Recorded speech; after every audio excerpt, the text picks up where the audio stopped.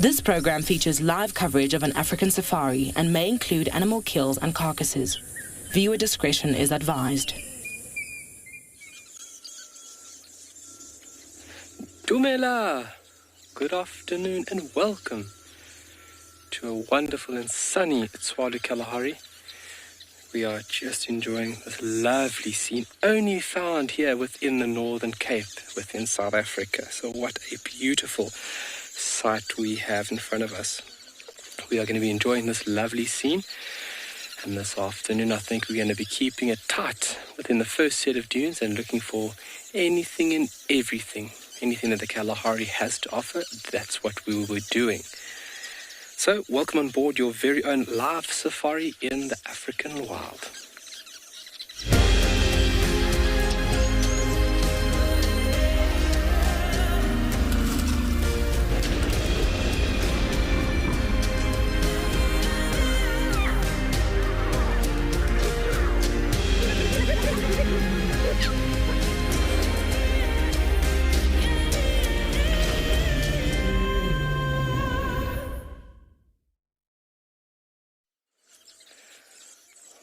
Well, like I said, thank you very much and welcome to Tswalu, and thank you very much for jumping on board here with us this afternoon on this wonderful and live interactive safari. Along with myself and my other colleagues across the country, we are ready to take you on a wonderful journey. So, formalities, good afternoon. My name is Kyle Ansel and my colleague behind camera is Morgan. Can we have a thumbs up there, Morgan? Yes, good afternoon. Thank you very much for joining us. And we are going to be keeping it local this afternoon. We're going to be scratching around for anything and everything in a line with this lovely diversity that we have in front of us. It is a wonderful day. A little bit of cloud cover, but it is fairly warm. So we'll be keeping the vehicle moving, keeping cool. It's only about 29 degrees Celsius. It's about 85 degrees Fahrenheit, if I'm not mistaken. But it feels a lot warmer this afternoon because the humidity would be a lot higher than it would normally be. And so that just gives you a real feel of it being hotter. So while we're on this lovely live and interactive safari, please, if you're under the age of 18, pop us an email. Let us know something. Let us know what you want to know at kidsquestions@wildearth.tv. And then for everybody else, register on that WildEarth website. Head over to that safari page and then submit your questions there. Anything you would like to know, any comments, any questions, please do not hesitate. These little busybodies doing what they do best. Can hear the high-pitched noises. Those chicks are obviously frantic for food, and where these parents have to work relentless in order to feed these little busybodies. But with those wonderful rains that we have received, insects are busting out. You would see if you joined us this morning, you would have seen some insects that we had the luxury of viewing, and obviously insects play a very important role when it comes to rearing your young.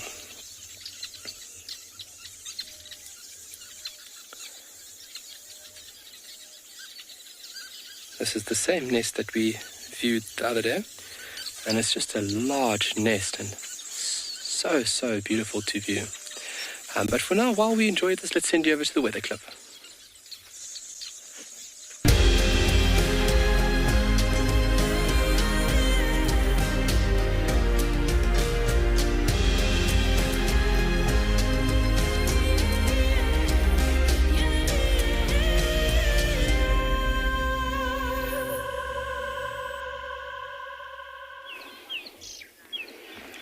Good afternoon, everyone. We have a very small but beautiful start to the day in the form of a spotted joker. I think this may be my first spotted joker of the season, I think.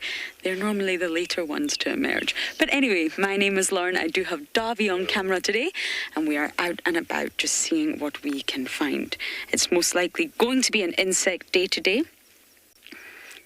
And hopefully we will find lots of small little critters to show you.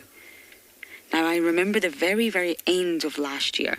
The spotted jokers were the sort of last species really to be around in such large numbers. They all have different peak periods during the summer. So for the entire summer season, you're not going to see all the same species all the time. It ebbs and flows, if you like. There's different peaks for different species.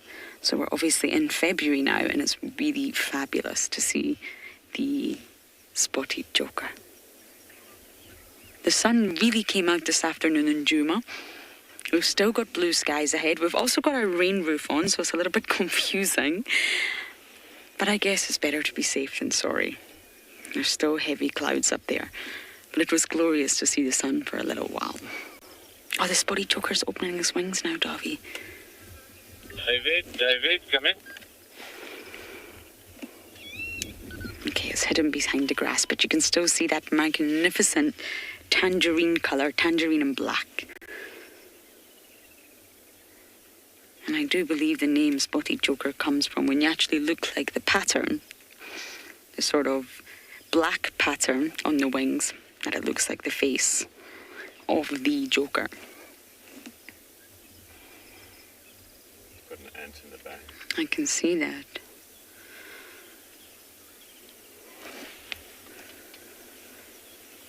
Okay, I don't know if we're going to get better views of this butterfly here, so we're going to continue to bumble on and see what else we can find for today. We'll check the nearby water holes. We can't travel very far, but we will check Twin Dams, Treehouse Dam, and spend time around quarantine. So on my way to the first dam, and we are going to send you across to Steve, who'd like to say good afternoon.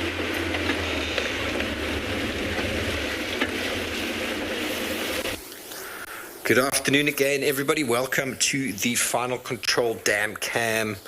My name is Steve Falconbridge, joined with all of you out there in the wide world with a family of black Smith lapwings. Now, my plans for the afternoon, everybody, is to navigate this dam cam efficiently so as to capture all of the action that plays itself out in and whoa, look at that.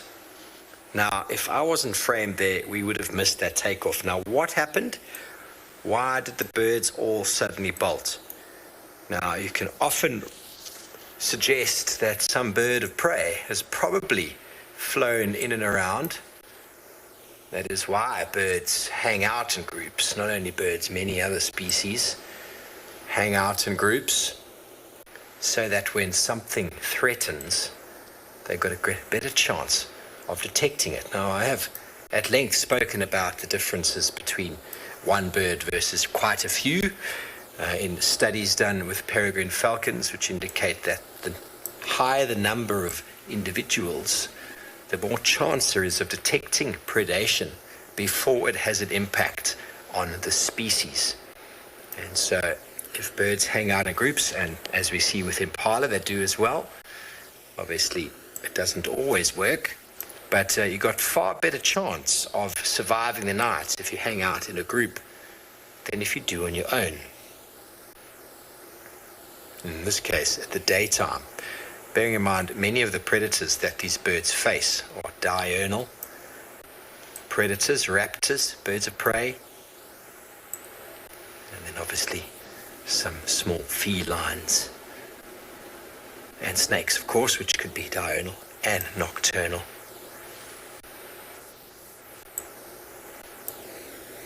Haley, there's a butterfly.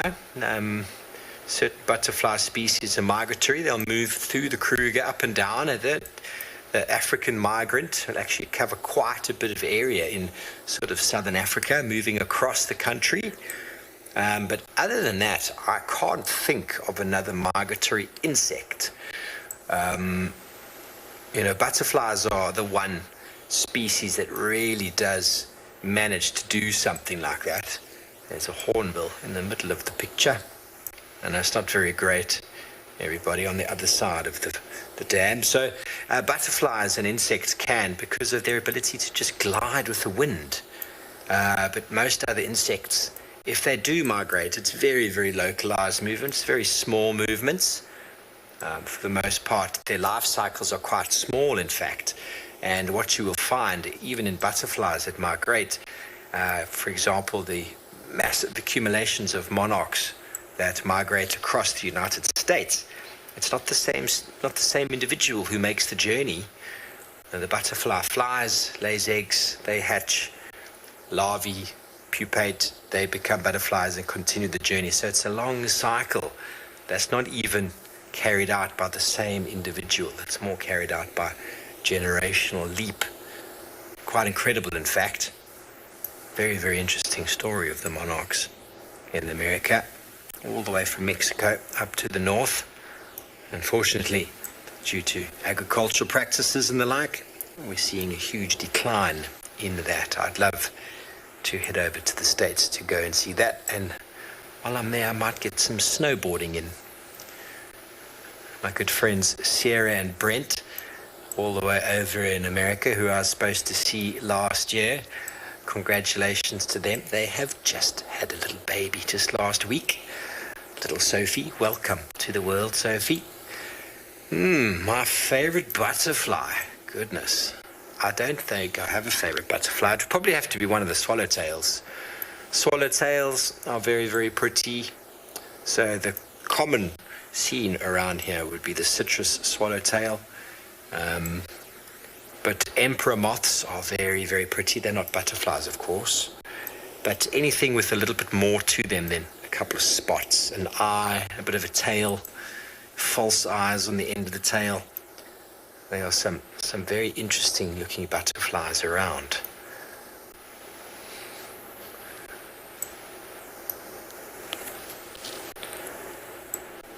Okay, well, I'm going to see what I can find on the dam cam, but as with this morning, it is looking very, very quiet. But a man who loves his butterflies, we're going to send you over to Tswalu Kalahari with Kyle.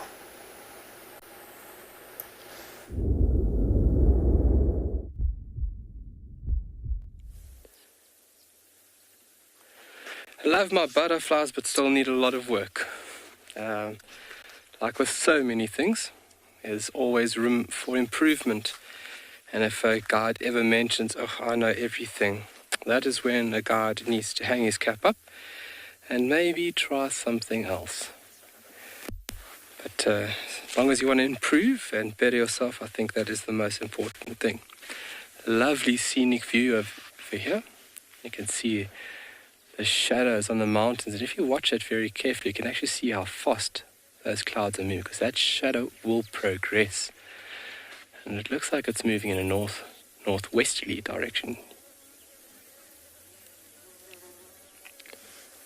A beautiful smell of the sour grass around here, and you can see that the topography is not flat within even this area.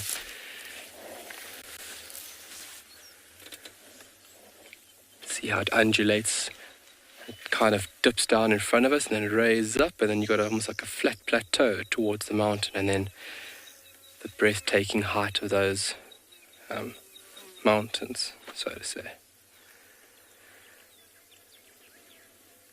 So what I'm really hoping for this afternoon, myself and Morgan found one the other day, but unfortunately it was a little too quick.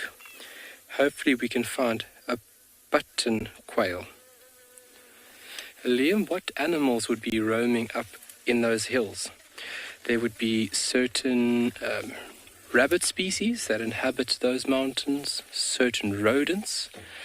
You would have certain birds, such as the African rock pipit is found within those mountains, and we would not find them in the west. You would have kudu going up there. Roan, I found roan countless times in the mountains, but not very, very high, almost near the foothills. And then Hartman's mountain zebra, which is a very prominent occupant within this mountainous and rocky terrain. So looking at the scene over here, it doesn't look very rocky, but believe you me, those mountains are extremely rocky. It looks fairly pleasant from this distance, like one would just say, okay, I'll just hike to the top quickly. It is fairly rocky and fairly loose terrain, that's so to say. Acacia pied barbet busy calling behind us. Chwee, chwee. And those clouds just make something more, provide something extra for the day's activities. I love clouds, like I've mentioned before. And it really does add something more beautiful to the day. Blue skies and red sands. Welcome to the Southern Kalahari. Beautiful, beautiful, beautiful.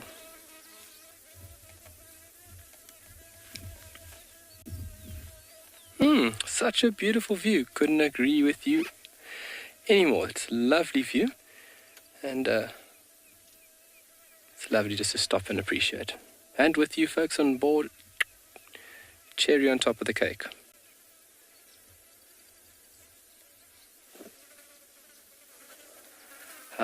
So then you get certain plants and grasses that would prefer that mountainous region. So for example, lavender feverberry, that is one small shrub-like tree species that inhabit these mountains. We will not find them in the concrete western sections of Tswalu. So a very important feature, and that feature allows for a new or multiple habitats. So if you look at from the very tippy top of the mountain to the bottom, there's different levels at which different animals would find it more preferable for their occupation.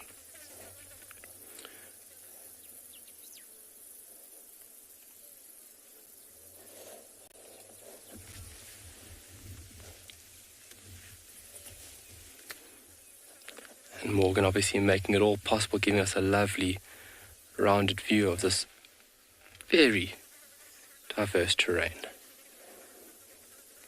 So generally where we're sitting at about 1,100 meters above sea level. And then some of the mountains, some of the hills here go up to about 1,400, 1,500. So a really lovely scene.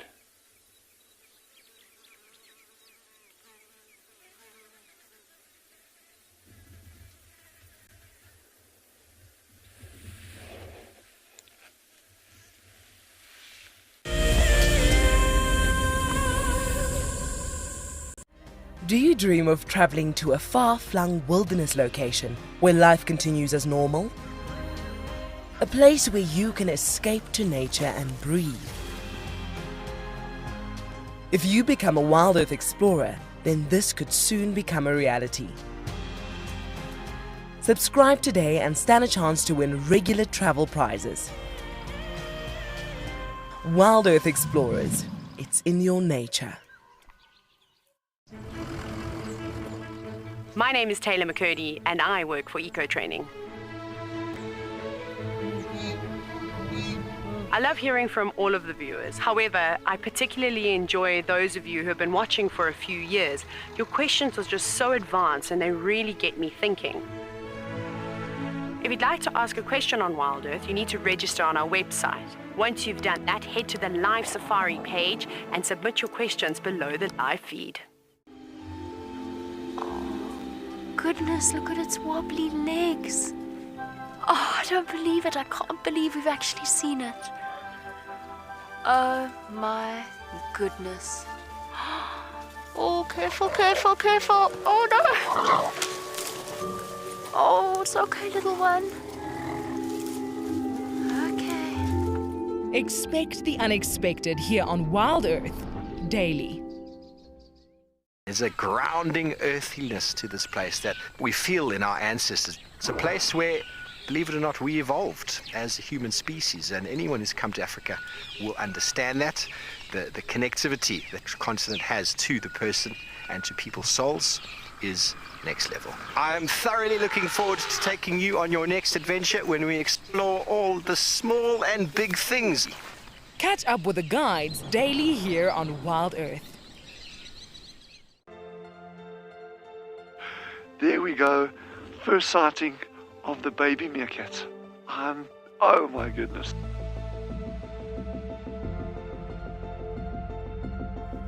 Ah, how cute is that? Look, hear no evil, see no evil, do no evil. There they go. Tune into WildEarth every single day. It's in your nature.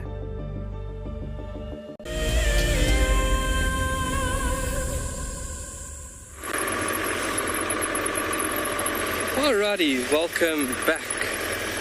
And we have set off. We've got the wheels turning. And we have started our search for anything and everything.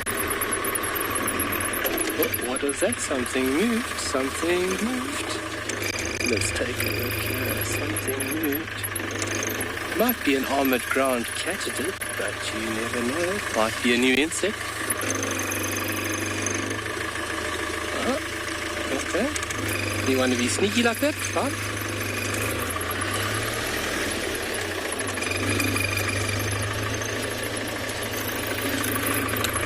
Yeah, and taking your time and just looking, just observing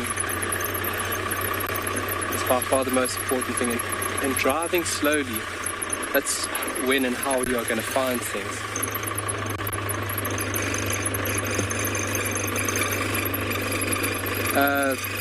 Final control, you're going to have to go with that again. You work that out. Maybe 1 out of 5.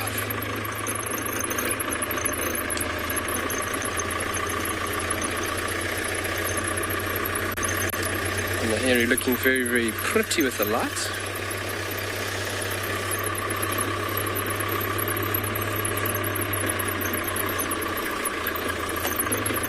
I think it's marginal, and is there serval cats living in Tswalu? Unfortunately not. I really wish that lovely and very active cat species was here. Unfortunately, they don't stretch here to the western sections of South Africa. And we have another locust. Oh, where are you? So unfortunately, no serval. Serval is a very well-adapted rodent hunter, the king of rodents, as he's referred to, has very, very high success rate. Oh, now I've lost it. But everything of that cat, its whole morphological structure is so well designed in order to move through grassy areas. So one could look at the grasslands of Tswalu and say, oh, why don't we have them?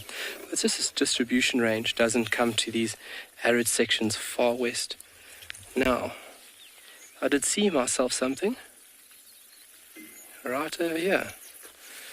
And now his beautiful, cryptically colored body is now hiding, obviously blending in and tricking my eye. And that's just like carnivores. Carnivores' eyes are designed to pick up on movement. So if something remains motionless, it becomes very, very hard to pick up. But obviously we've got the ability of color, and our eyes are fairly good in comparison to picking up shapes. And that's where you need to go very slowly. Oh, I think this one's got me. I saw it over here. I think he might have jumped. It was a beautiful rain locust. Like I said this morning, one of my favorite, desert locust, not rain locust, desert locust. One of my favorite locust species here, very beautifully, cryptically colored, basically blending in, looking just like this bark over here. So if you think about this color, an animal with the correct color scheme would blend straight into that and would absolutely disappear. Alrighty, but remaining motionless until the last second and then taking off with those spring-loaded legs. Okay, well, let's move on. There's still plenty more. Let us see what else we can see. Yeah, so serval, very beautiful animal, has long legs, small head, large ears, and a shortish tail in comparison to the rest of the cat. And I mean, I've seen some fantastic footage of that animal hunting. Jumps up, listens very carefully.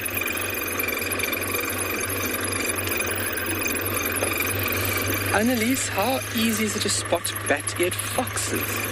So early morning, we can catch glimpses of them when they are busy moving back to the burrow system. And then if you take a look, if we have nice overcast days, sometimes they tend then to feed a little bit later into the morning. But your best chance in summer now is under the cover of darkness when they are very, very active.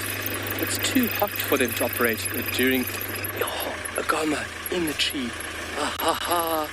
Okay, I've got him. So now in summer, your best chance, you just took a dive. Did you see him jump? He just dived straight into the grass. So your best chance to see them now is under the cover of darkness. But in winter, we can catch them midday, basking outside the burrow entrance because it's very, very chilly here in winter. And so they would want to utilize those favorable conditions of the sun through midday period. up on the tree there, right on top. And there's also a acacia-pied bob that's just flown to this tree. This is a beautiful fawn-coloured lark, and you can hear his lovely call. Look at his wings. Oh.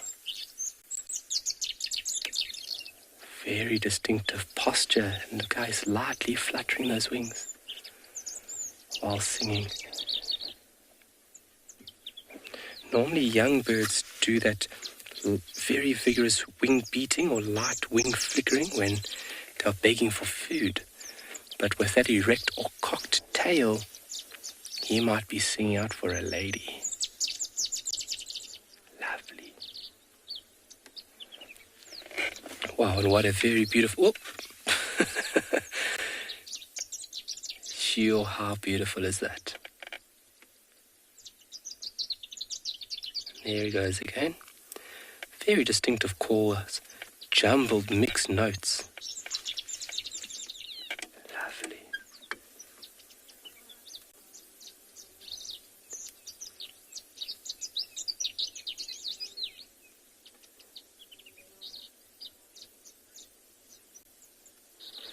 While we keep tabs on this little bird, trying to impress a lady, maybe let's send you over to somebody to say hello.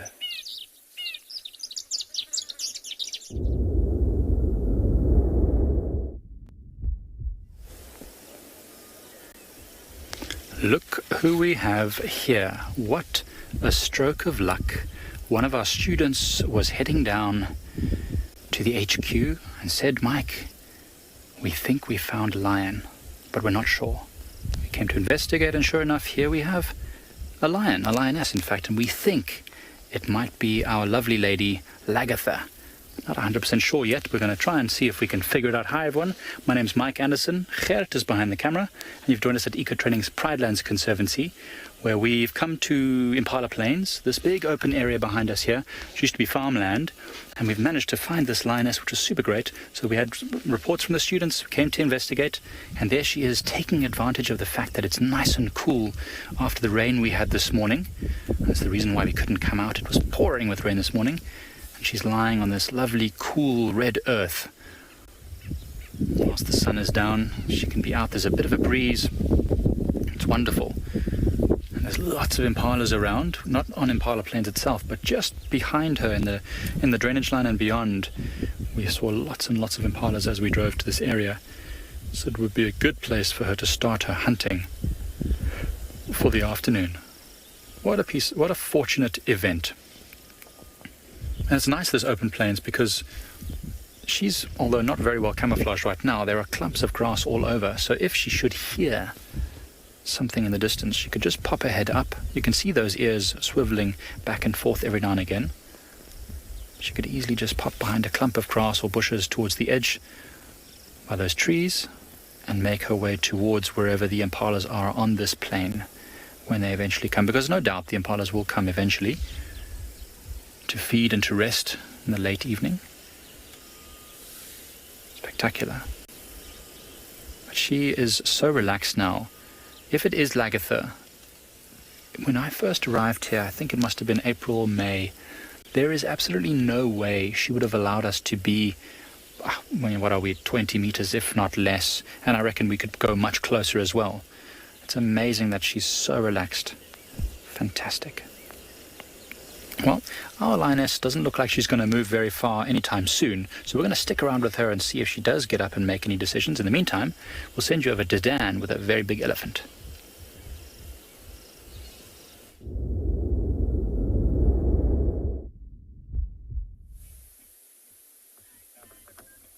Good afternoon, and everybody, and welcome to andBeyond in Ngala. What we have here is a beautifully big elephant bull. Kind of just on his own, moving through these beautiful open clearings, feeding on all of the soft grass that's around. Seems to have placed himself right underneath that quarry, maybe fetching some of the less trodden on grass, looking for all that soft, nutritious stuff.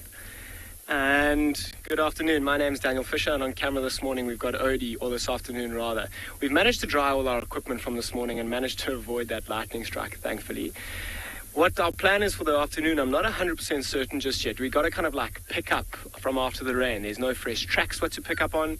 Although that lioness yesterday. We haven't seen her yet, where she went back to where her cubs were. So that's going to be my plan for the afternoon. But for the meantime, let's spend a bit of time with this elephant. I mean, he's completely on his own, which isn't surprising. I mean, he looks like he's maybe around the 30-year mark. Of course, I wasn't there when he was born, so I'm not 100% sure. But just judging by his size, I know it's tricky, he's moving into a bit of a thicker area. But you'll see, very happy to move along on his own.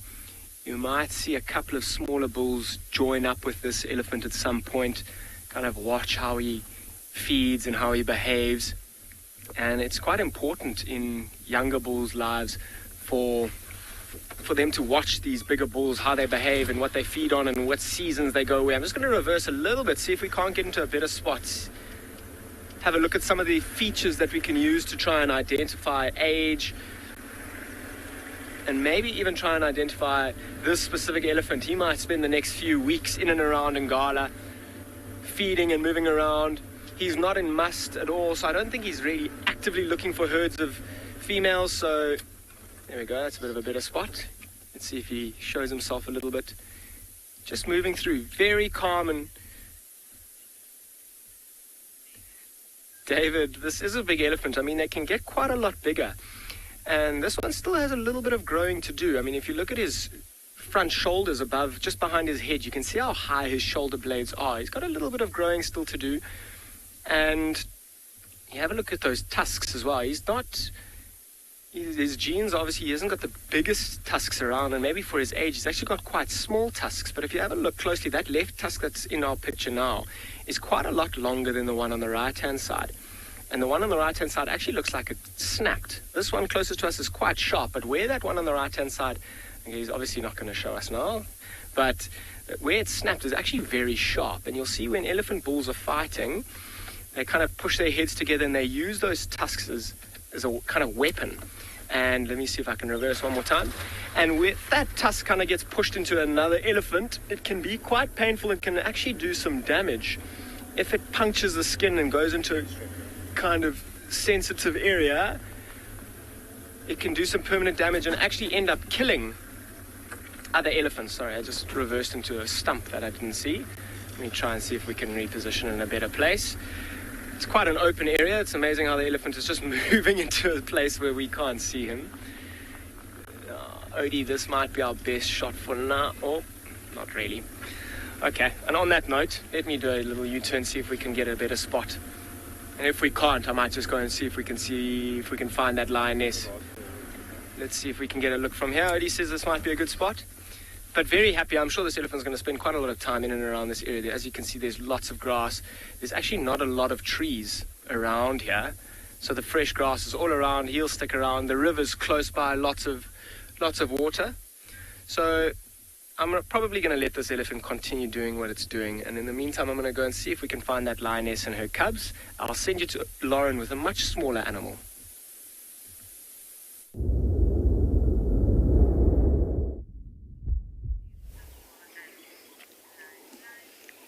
Davi and I have struck gold here. Look at this. I think it's a striped skink. It's definitely a skink. I think it's a striped one. And look at it just clinging on, defying gravity here to this dead tree, this dead knobthorn. One of the most remarkable things about the striped skink is that it can, well, self-amputate, I guess. It can cut off its own tail. Now, in biology, you normally refer to the tail, or the area of the tail, as the caudal fin or the caudal tail. And caudal autonomy is when you self-mutilate and you chop off your own tail. Why on earth would an organism do this? It is the perfect way to escape predators. So Davi just showed you a beautiful view of how long the skink's tail actually is. So it's quite long, which means that there's a lot of length between the actual body and the genitals and the rear end to the tip of the tail. Now that's advantageous. So if this skink is being chased by a predator, it's got a little bit of length, it's got a little bit of leeway, and then straight away what it can do is self-mutilate, cut off that tail. And it's not random. It's not an act of random self-mutilation. It's actually pressure that's applied to the tail from a sort of nerve signal from the brain, and it's cut along a specific plane. It doesn't just sort of chop off at the tip or chop off at the end. There's a specific plane called the abscission plane, and that's exactly where it cuts off, and it will actually regenerate again. Is that not amazing? And I've heard a lot of people ask, is it painful? Well, I'm sure we'd all think it would be painful. Ouch, just chopping off your own tail. But believe it or not, the fracture plane, if you like, the abscission plane, it's severed at the skin, the muscle, the nerves, the blood supply, and the bone all at once. And therefore, because the nerve supply is cut off, I can only hope that the lizard will not feel pain. It's very difficult to determine pain or levels of pain in another organism. But I can only hope, because it happens and it fractures along that plane, it happens immediately, it's done by pressure, and it cuts off that nerve supply. I hope that there's no pain. But I can't obviously answer that correctly.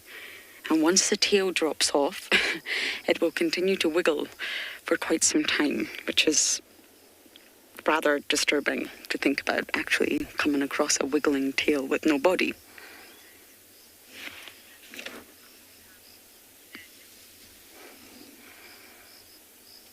Do these lizards have long tongues? That's right, from Daniel. Daniel. They have tongues, but they're not specifically very long. They're not like the chameleon tongue or sort of these reptiles that are able to jet out their tongue. Not the skinks. The skinks have speed on their sort of side. So this individual looks like it's posing for us. But as soon as it sees prey, as soon as it sees a delicious insect delight that it wants, it'll run at speed and it will catch it with its tongue.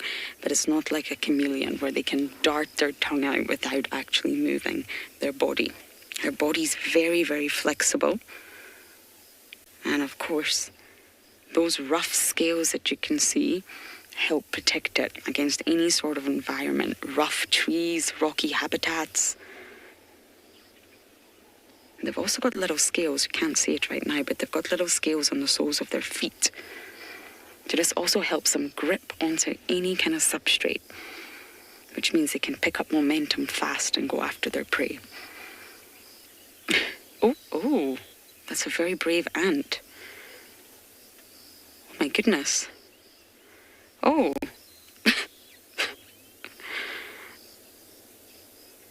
I think that was a lucky escape there. That ant just walked right into the jaws of death. This reptile is obviously not hungry. The wonderful thing about reptiles is they're not like us. They're not endothermic. They're not like humans. Once they're full, they really, really are full. They can't eat anymore. It's a completely different metabolism and digestive system. So we're going to continue bumbling on, and for now, we're going to send you across to Steve.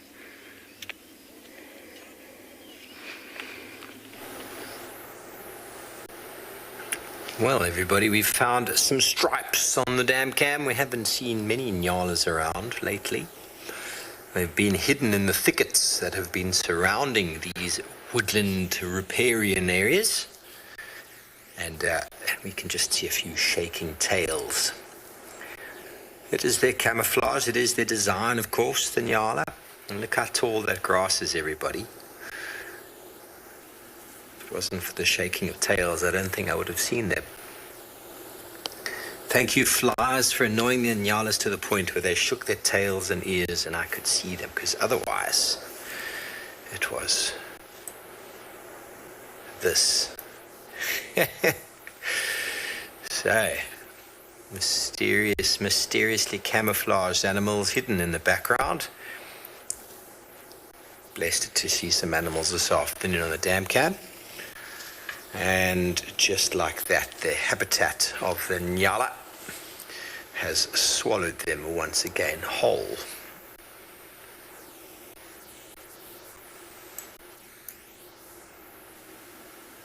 Still a little bit of an ear flicking.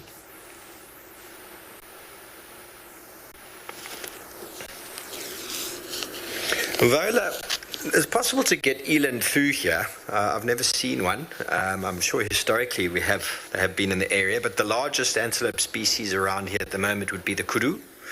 But then it's an interesting one because, you can almost link a lot of these animals together. I mean, the eland should have been here. Water and distribution has changed that. Obviously, giraffe is quite similar in a lot of respects, but not regarded as an antelope, although they are ruminant with cloved, hooved. They are also an ungulate. So if you ask the question, what's the largest ungulate there, I would definitely say giraffe. An ungulate refers to the structure of the foot with regards to their gut as well. So we could always phrase these questions quite differently. But kudu, which is the older cousin, or the bigger cousin of the Nyala. Tragelaphus, meaning the spiraled horned individuals. And the eland itself is also part of that family. Also the spiral horned, although you don't notice the spiral horn as prominently as you do in the kudu.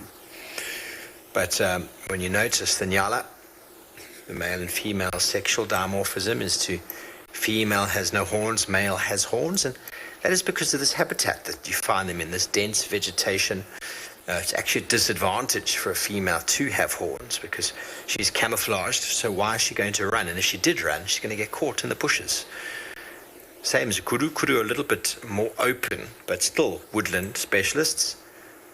And their opportunity was also to stand still from predation and only run when spooked. So the males have to really try hard to keep those horns out the way when they run. And then you get the eland, which obviously both male and females have horns, and their habitat type is much more open.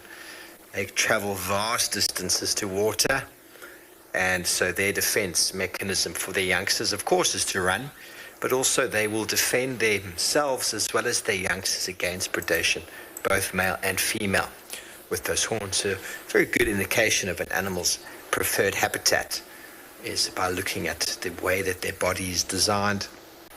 Obviously, the savanna buffalo has evolved they move quite well through these woodland areas, but they do very well in open grasslands like the Masai Mara, where there's far more open area, but they've evolved quite nicely in the dense vegetation that we find ourselves here, and that is due to their dependency on water. Okay, well, we're looking at some very green vegetation and some very dead trees, which is rather exciting. So I'll just pan out slightly so you can zoom out. Excuse me, Dave always gets annoyed with my use of my camera etiquette. It's obviously I'm not a cameraman.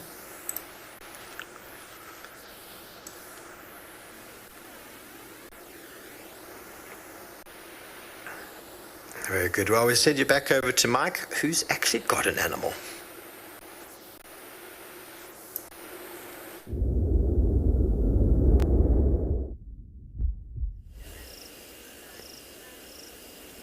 Well, we certainly do have an animal. As you can see, this lioness did move slightly from the open plain, and she's now sitting on a little termite mound, also not so far, probably about 20 meters from the open clearing. From here, she just probably has a much better view. And also it's a little bit sheltered. So should something walk onto the plains, she can now move freely without disturbing it. You can see the breeze is still blowing, and she's breathing quite heavily. She's not at all full. She's quite hungry. Her belly was quite slender as she got up and moved. But that's just because it's very hot and humid. So she's struggling to cool down. As you might know, lions can't sweat like we can. And so for them to cool down, they need to just breathe out their mouth. And it's such a small area that when it's very humid, they don't lose heat and moisture very quickly. That's also why she's facing into the wind. Try and let that wind, that cool wind, the breeze, just cool her tongue. And from there, she'll be able to catch the scent of the impala. She's actually looking in the direction of the impalas right now. I can't see them from where I am. Maybe she can see them or hear them, but she's certainly aware of them. Now, this is a young lioness. Her nose is still pink. Jock, that's a good question, and the definitive answer is that we don't know. But there's a couple of things that happened in a short space of time that might lead us to the answer. Now, we think that this lion Lagatha was part of another pride that was then taken over by two large male lions who actually killed a lioness and ate her, strangely enough. And we suspect that the lioness that was eaten might have been the mother of Lagatha. And so that's why this lioness is afraid and has run off and left that pride, because she's a bit worried about those other two male lions. When she ran off, she was a bit young to produce her first offspring. She's getting to the age now where she might start to become sexually reproductive, and the males might be interested in her, but she might still be a bit wary of approaching them because of what happened when she was a bit younger. Now, this must have happened almost a year ago now. So she's been alone for at least a year, if that is what happened. And so she's doing very well for her to be surviving on her own for a year as a young lion. You can see there's scars all over her shoulders, on her face. Nothing too major, but definitely showing the signs of a fight. She's a fighter. She's been surviving just fine. And although she's hungry, there's no signs of the bones sticking out on her hips or shoulders. It's covered in nice, smooth, strong muscle. And there's no mange on her body. So it means that she's finding enough food to keep her body healthy and strong, which is a great sign for her future. Actually, Gert and I were both just saying we can't wait till she has her first litter of cubs to see how she is as a mother. I mean, she's been such a fierce lioness to survive on her own with the huge clan of hyenas that's around, with the two male lions plus another two males that's sort of transient moving through this area. For her to have been able to avoid conflict with all of them is pretty incredible. See, she is wary. Any sound of birds, those were some crowned lapwings that just flew up from behind us. And so she definitely perked her head up. She won't sleep too deeply, this lioness. Being on her own, she does need to always be aware of her surroundings. She might get snuck up on by those males we just talked about. That's unusual. I mean, lions are very social animals. So she should be, wanting to associate with lions. And I mean, I'm sure that at some point she is going to join either a pride of her own, or create a pride of her own with offspring, or she's going to join another group. Maybe those two young male lions, she'll join up with them. I mean, she has been seen at a carcass with them before. So something's going to happen. I mean, there was a story of the Charleston males in the southern area of the Sabi Sands who came from nothing just with their mother and two young male lions. They managed to survive and take over that whole section of the Sabi Sands for a number of years. So lions are born survivors.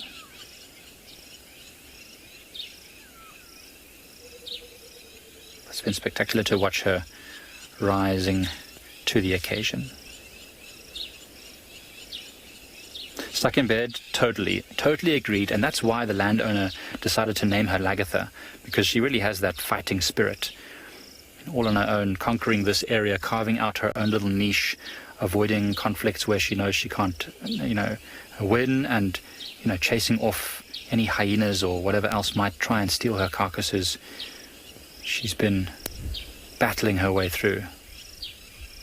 I mean, we saw her 2 nights ago, I think it was, not last night, but the night before, just walking along. Or was it last night? It was the night before, yeah. It was definitely the night before. We saw her walking down the road towards this area, and we both just sort of fist pumped, Gert and I, saying, yes, Lagatha's back, because we hadn't seen her for a while.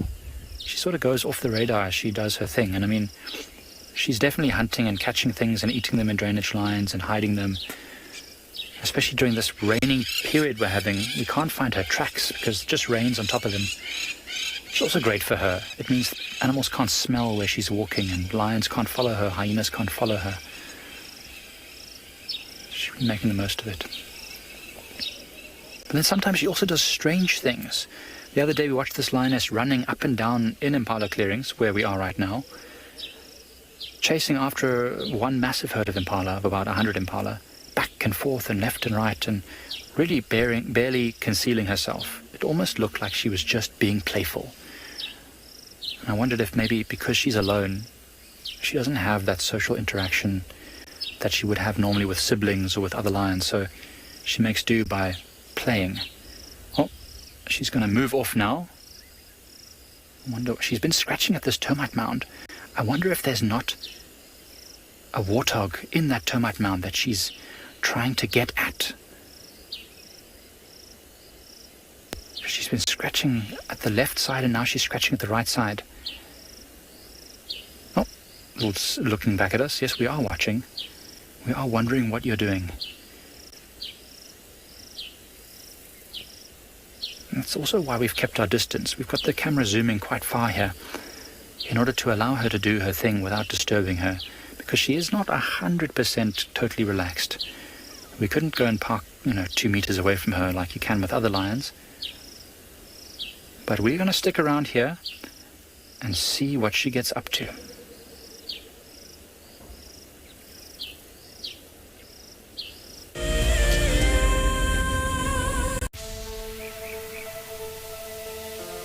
How insane is that animal?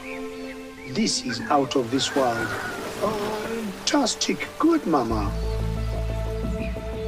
Wow, what a way to start off. Just such an incredible privilege to be out here. It just keeps on delivering. There you go. Heart is pumping right now. 3, 2, 1. You are live. Look at this, everybody. We've got a live kill.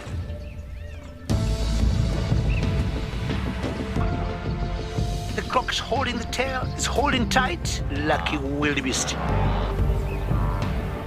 There's nowhere to go. This is a disaster in the making.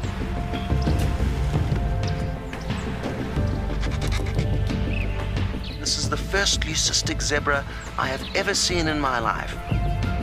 Oh, here comes a lion. Run, little guy. Go on. Something that I have never seen before in my entire life that you are now watching live. My heart is in my mouth, everybody. Look at this. It's gonna make it. It's going.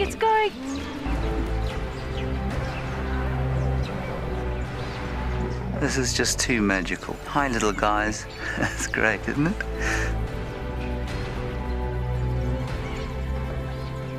Has it just pretended to be dead? That is the coolest thing I've ever seen. Look at that. Scuba Steve has got a friend. You've got a friend in me. It couldn't be a better morning. This is just too special. Oh my goodness, we've got a turtle. How epic is the fact that we're coming to you live from the Djuma River? It's the most incredible feeling to be here. This is live and we're in Rwanda. This is a very, very different adventure, charged with emotion.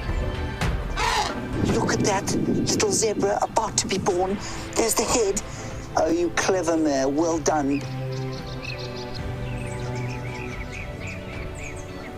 I did not think I would ever face my fears like this.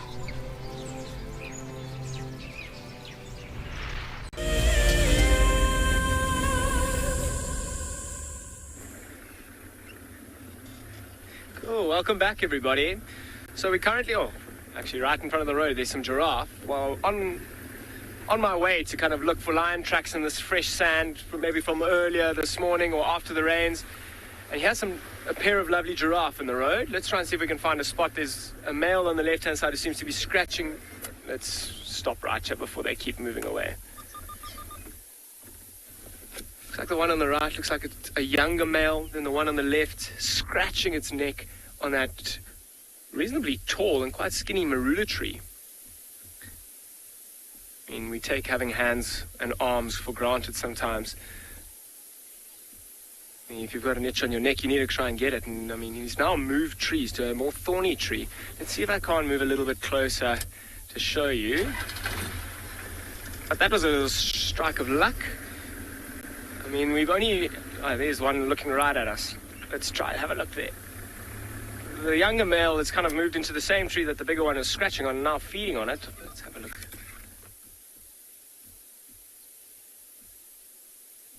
A bit far to see exactly what tree it is. But just two of them hanging around together, and it's quite interesting. I mean, today these two males might be together. There may even be some other giraffe hanging around in this area. But for now, it just seems like it's the two of them. They don't really have a social structure as one might expect. They've got a little bit of a neck there. Do you see how that bigger male is using his head to kind of swing down and hit the smaller one? I mean, the smaller one isn't kind of reacting. He knows he's not going to win that battle. Maybe that bigger one is kind of preparing himself and practicing. It won't be the worst idea for the smaller one. I mean, he'll learn from this bigger male. And did you see how he kind of swings his neck like that? They can get incredible momentum in that swing when they're fighting. And when they are fighting, they'll kind of stand head to head, like facing each other, and they'll swing. They'll kind of take turns in swinging their neck like that. And those big horns or ossicones on the top of their head, you can see that male, as he turns around, they're quite bald at the top and very thick.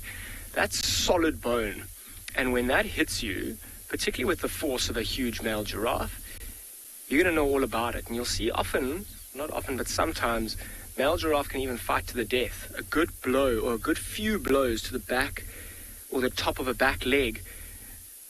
I wasn't in fact there, but I've heard of it before, of male giraffes fighting and having that big femur at the back leg actually just snapping. And hearing that straight after a contact must be quite immense. And I mean, a giraffe with a broken leg is not going to last a long time out here. A pride of lions will take it down, or even a clan of hyenas. Sarah, do giraffes feed on all types of vegetation? And the answer to your question is mostly trees. And you see, they've got the evolutionary adaptation of having these longer necks. I mean, they are quite bizarre looking in their shapes. I mean, there's not very many other animals with quite the body shape like that, with such a long neck. And that's an evolutionary adaptation that they've developed over hundreds of thousands of years to actually have the advantage of getting to the top of the tree. And you see that one on the left, okay, we'll stick to this one on the right, but you see how he's almost like bending down. He's much taller than the smaller one, and he's got an advantage to even eat higher up than that smaller giraffe, which may allow him to get to a certain part of the tree that no other giraffes have been to.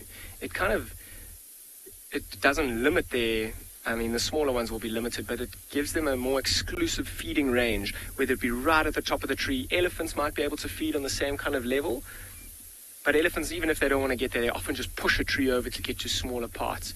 But you'll very rarely see giraffe feeding on the grasses, particularly in these areas where there are lots of trees, and at this time of the year there's lots of foliage on these trees. They'll selectively choose trees to feed on, and at different times of the year they'll do the same. I mean, have a look at this one looking right at us. You can even see those ossicles or the horns on top of his head. They're quite far apart, and he's got lots of growing to do. And if he keeps getting battered and bashed by that bigger one, he's going to learn how to fight and fend for himself incredibly well. And you see how even when he walks, you see how those ears are facing right back at us. I mean, an evolutionary adaptation of... Let me move a bit forward here so we can have another look at them. An evolutionary adaptation of having this bigger neck obviously gives them the chance to feed in different areas that other animals can't get to in the trees. It also gives them an incredibly good advantage to looking for predators. So the giraffe, quite interestingly, don't make a noise. Most of these animals have an alarm call of sorts, and as a warning to us and to everyone else around. Quite a beautiful shot of them just walking in the road. An alarm call of sorts to kind of warn other people around, or other people, animals, everything around, that there might be a predator in the area. Now, a giraffe, the way that it does that, because it's got such a good vantage point in the height above a lot of the tree levels, they'll stare, and they've got incredibly good eyesight. They'll stay incessantly in an area, and if you see giraffes kind of alarm staring as a silly way to put it, but that's pretty much what they do. They stare incessantly at this predator. If you see them doing that, there's a very good chance that there'll be a predator around. You'll see, I mean, a good way to try and walk. I mean, walking out in the bush is an incredible skill, and there's so many factors that you have to put into play, like wind and cover and concealment. And a good way to try and practice your stealth and staying downwind and finding the right amount of cover is to try and get as close as you can to a giraffe without them seeing you. And although it might sound easy, it's incredibly difficult. They've got this phenomenal eyesight and this vantage point that will blow your cover, and they'll bring your presence to everybody else. Now, I actually just want to bring your attention towards this in the road as well while we're here. You kind of, Odie, if you want to just zoom in on the road, I don't know how easy it is to see, but after all this rain, kind of what we're looking for is tracks, particularly tracks of these lions.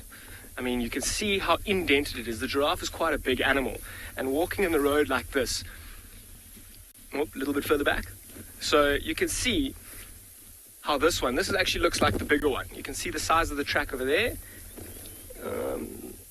Yeah, I think that's the bigger one that we were talking about. But you can see how it's indented in the soft sand. And you can see the one on the left and the one on the right walking through. So these are the kind of things that we're looking for in looking for this Birmingham Pride.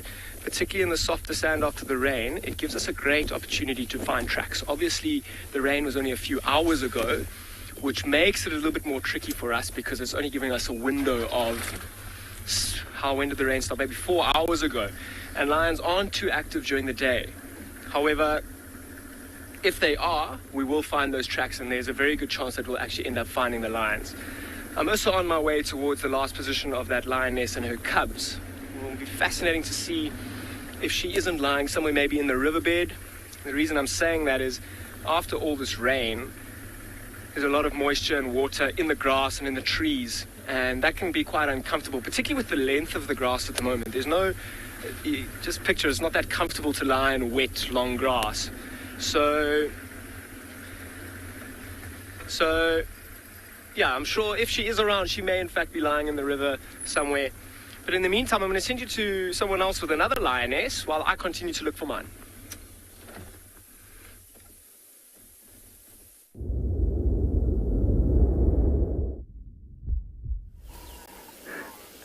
So we do have one who's a lion around.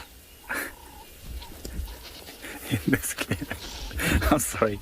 Dan was setting me up for that. I could feel it in the air. And this lioness is also feeling something in the air because she was lying in one clearing, she got up to the termite mound, and then she's walked to a different little clearing just on the other side of a small drainage line.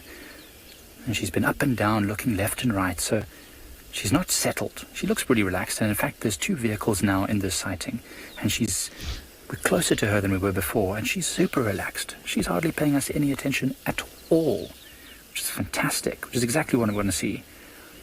She's a gorgeous lioness. Look at her. She's so smooth and clean. Her ears are nice and round. There's no major damage or notches there. Still very fluffy. Her face has no scars on it, so she definitely looks like a very young lioness. And so the more we look at her, the more we confirm in our heads that this is definitely Lagatha. You can see there's a big tick on her right ear, right on the edge, which is bothering her a bit, and she keeps looking there, where she's looking right now. I wonder if there's not something moving amongst the trees just behind us.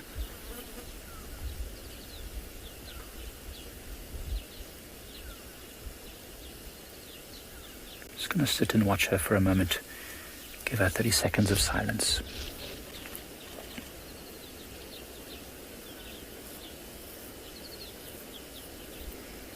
Ian, that is a good question, and I'm not sure what you mean by half yawning. I mean, I suppose a half yawn? I mean, I know why lions yawn. Well, I suspect I know why lions yawn, is that they need to pump oxygen in their body after a long period of inactivity. And so they yawn to get extra oxygen, to activate their brain functions, to activate their muscles, to get everything working again. And so often, in fact, just now with Gert, what I've seen of lions is generally the 3rd time they yawn, they get up and they do something. So normally they yawn once, twice, and then on the 3rd time they'll get up and start moving. And so we did a countdown, and sure enough, on her 3rd yawn, she got up and moved. So she might well do it again if she lies down for any amount of time. But why they half yawn? It's a good question, Ian. Your guess would be as good as mine. Not sure why anything would half yawn.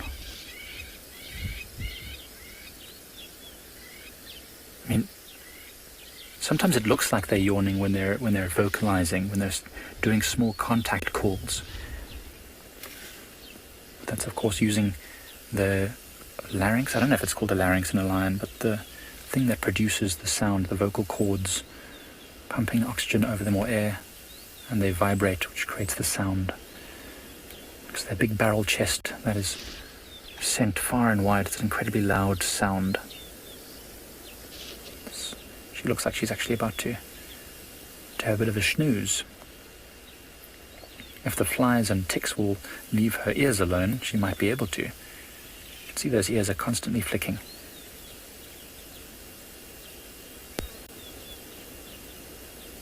See that? She's trying to catch them. Every now and again you'll see she moves her head around, trying to snap up a fly. So it must be very frustrating, because these flies bite. Some of them are very similar to horse flies, who some of you might know. They actually have a tiny scalp on the front of their face, these little flies, and they slice open the skin, and they very quickly suck up any fluids that are exuded or that leak out of that wound in the skin. So it's not like a normal fly, just dabbing up. It's literally cutting them. So what we're going to do is, as you can see, this lioness, still very relaxed. I'm going to send you over in the meantime to Steve, who's found another animal at the dam.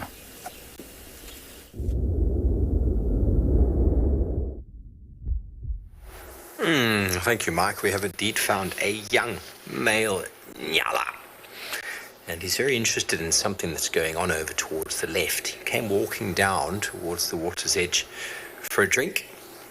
I don't think he's had a drink yet, because the vegetation is very, very, well, should I say, it's very submerged. So I think he's also trying to figure out where exactly he can find a nice spot to have a drink. But something's got his attention. This is a time when these animals are in serious risk of predation. As you can see around, look at all that vegetation around there. Saw Lauren hiding in it this morning. You could hide many things in that long grass, and this Nyala, unlike those blacksmith lapwings together, were in a group earlier, and so they had somebody looking out.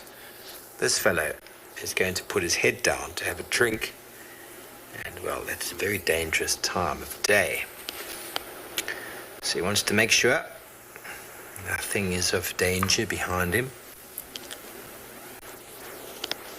Nectar, there's very big differences between them. They are related, so they do look quite similar, but the kuru is, for all general purposes, is completely grey.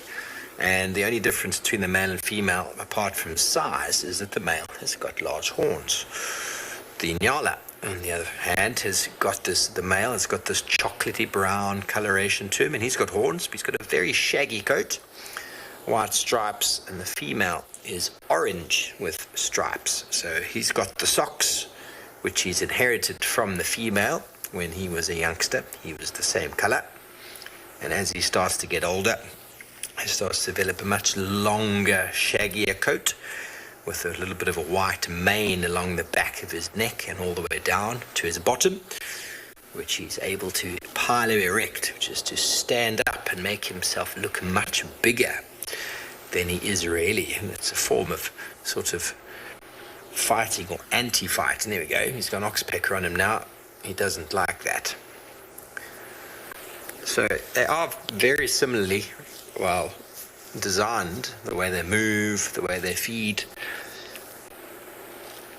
But the coloration is very, very different. Nyalas have got a similar sort of coloration to an impala, the female, except she's got the stripes, and the impalas do not have the stripes. A huge sexual dimorphism between the Nyala male and female, probably the most pronounced of all the antelope that we'll see. It's not just the horns versus lack of horns, it's also the difference in color, and the difference in sort of size is quite pronounced between the two.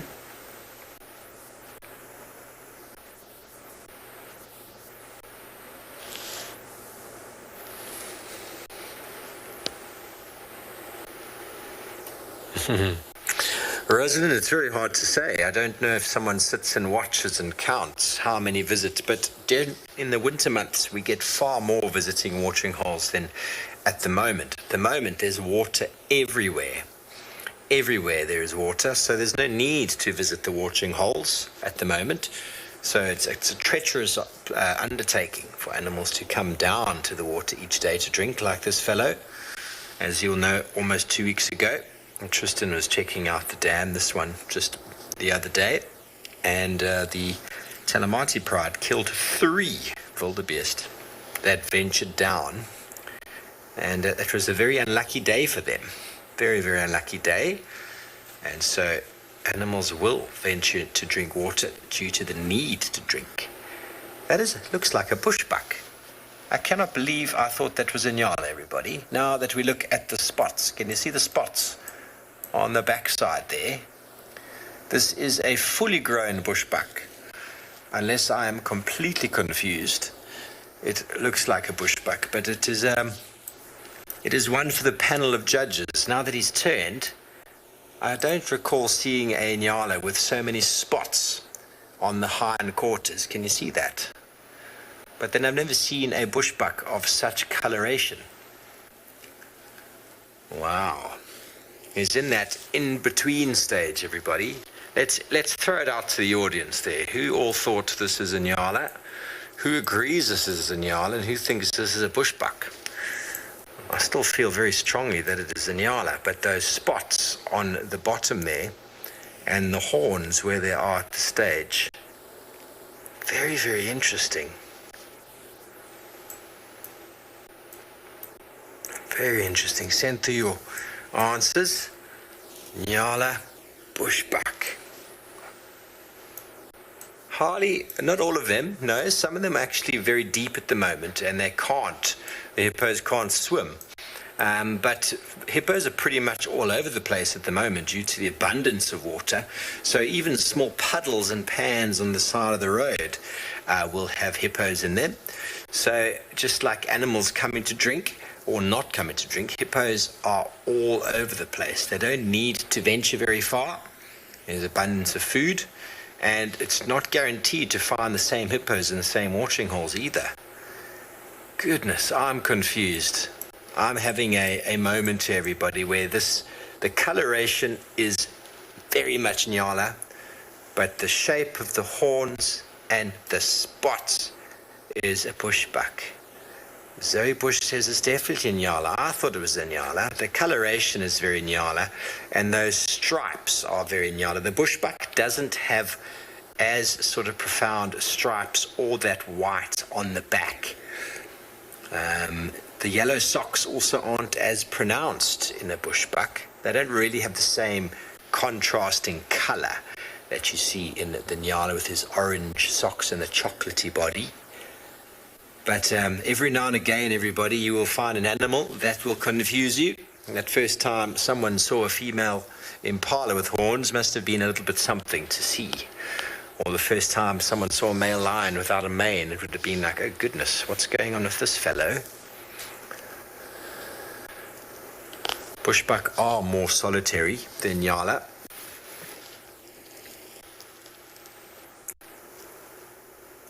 Vicky, he's a Nyala with a bit of a tattoo. It could be. It could be. It could be. Look at those wonderful spots on the hindquarters there. Do you see what I'm looking at? On the back right leg. It's a very bushbucky pattern. Very bushbucky pattern. Maybe, you know, it is possible. Nyala and bushbuck are able to hybridize, everybody. They do share a niche. They do share a habitat. And the Nyala actually physically outcompetes the bushbuck. We've seen a huge decline in bushbuck numbers in these areas over the years. And historically, everybody, whether you knew it or not, the Nyala did not occur in the Kruger National Park. It was brought up from KwaZulu-Natal. It did not occur here, but due to the habitats and the like, and the amount of camps and the amount of lawns that people have provided with water available, we've seen the numbers of Nyala going up and up and up, and obviously they never occurred here before, but they have increased in enormous number. So they will outcompete the bushbuck, and they have also been known to hybridize. Okay, very good. Well, an animal, probably the only animal that would be able to take this fellow down, is a lone lioness.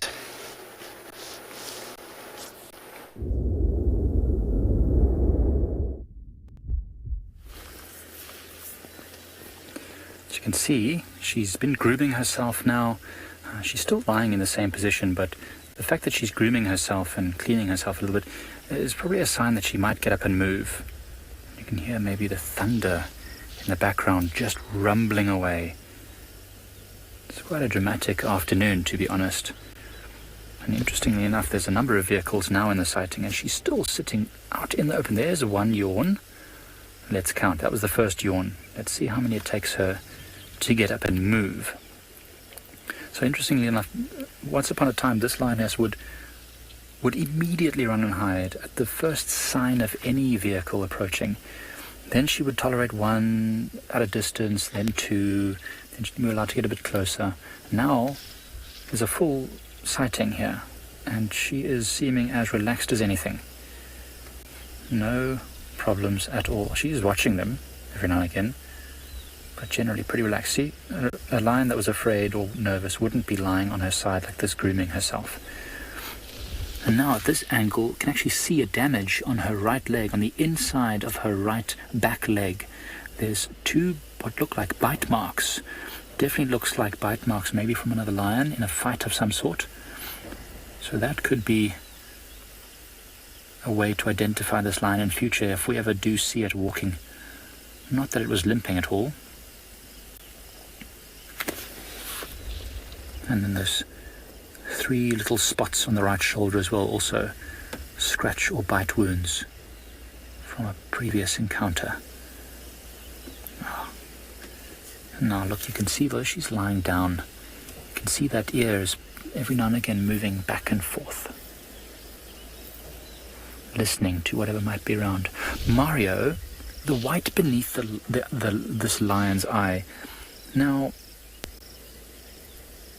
you know, there are a number of theories, and one of the theories that I think could make a lot of sense is that the paleness under the eye helps to reflect starlight. Because remember, lions hunt mostly at night.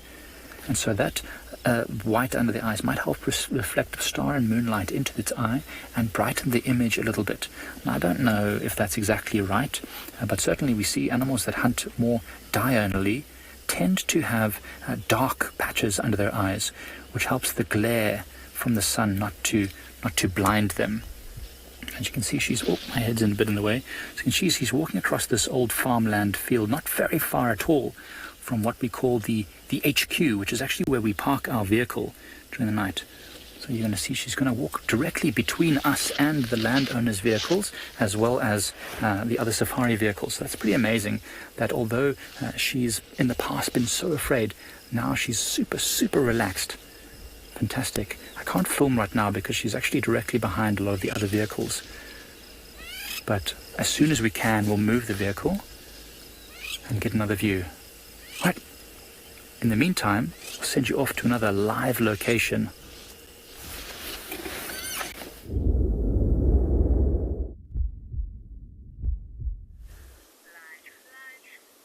Welcome to andBeyond Phinda. It's a really, really beautiful afternoon here. There's quite a lot of cloud cover. There's been a lot of rain in the last few days and some beautiful light coming through, and we've managed to find ourselves elephant bull. He's on his own today, and you can see him just flapping his ears, and he seems to be eating the nice green grass that's come through after the rain.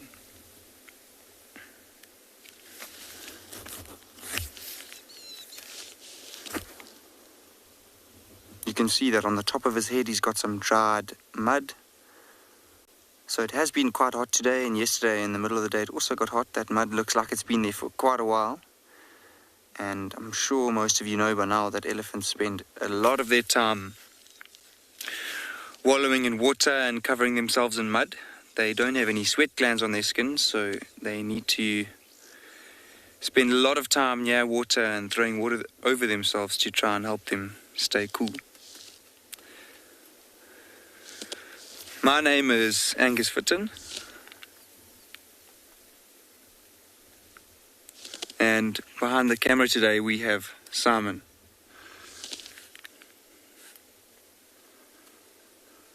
You can see as this elephant is going, it's moving quite a lot and flapping its ears quite a lot too. Well, not moving quite a lot, I mean he's quite still actually. And he seems only to be feeding on grass. which is what they usually do in these summer months. And then in winter they'll usually try and browse fruits and leaves and roots off of trees. The reason why he'd be flapping his ears is to try and cool himself down. He's got very thin skin behind his ears, and that helps him stay cool. I mentioned how he spends a lot of time in water, and on these hotter afternoons, it's something that will be quite important to them as they feed out in the sun like this.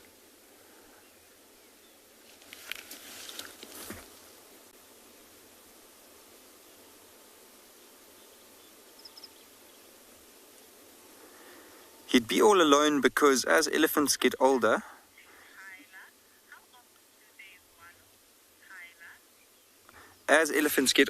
they tend to leave the herd, and then they spend most of their life on their own unless they are trying to follow the herd and looking for a female and estrus. Kyla has asked how often elephants wallow, so they'll usually try and wallow every day if they can. But in some places like Namibia, where it's quite dry, they sometimes only get to water every 3 to 4 days. So they wallow as much as they can, at least once or twice a day in these wet areas like Phinda, but it does depend on where they are. It's interesting though, because elephants will move quite a lot depending on water availability. So in those drier areas, they will move very far because obviously the food near the water is used up first, because all the animals would like to stay as close to water as they can. And elephants will then have to travel quite far because because they're so big and have to eat so much. They'll have to travel very, very far, long distances to get new food sources. And that would be the reason why in those drier places I mentioned, Namibia, that they would go for 3 to 4 days without any water, or without wallowing in water.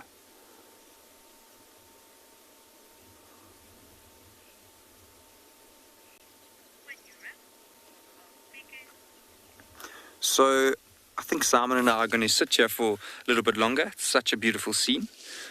And we'll just see what else he gets up to. Hopefully he starts moving a little bit closer to us. That would be lovely.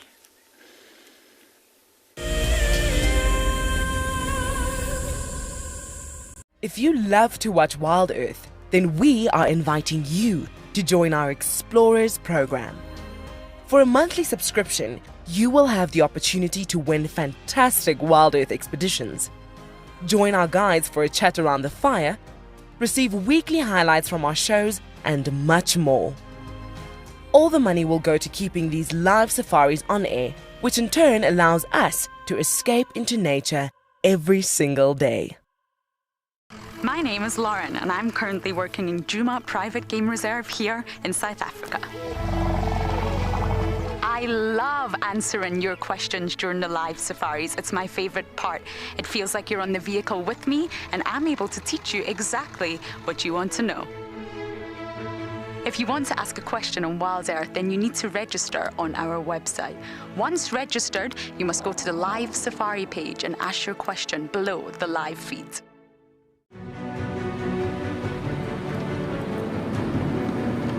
We've seen these ellies really chase wild dogs before. Let's get into spot. There we go, there it comes. Look at that, isn't that amazing?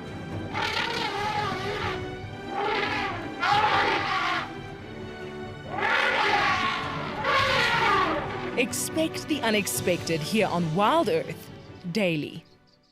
Africa is very special, and when you come down here, even when you're watching through our camera, the landscapes have changed from desert to bushveld to up in the Masai Mara where there's grassland. That means that the biodiversity changes as we move along Africa. And what I love most about connecting with you guys is the fact that I get to share these wonderful experiences with thousands of people. Catch up with the guides daily here on WildEarth. There we go, look. All three in one frame. Look at that, isn't that cool? Oh, that is so special. That is exactly what we had been hoping for. is all three of them to come together and make the perfect little family portrait. Tune into WildEarth every single day. It's in your nature.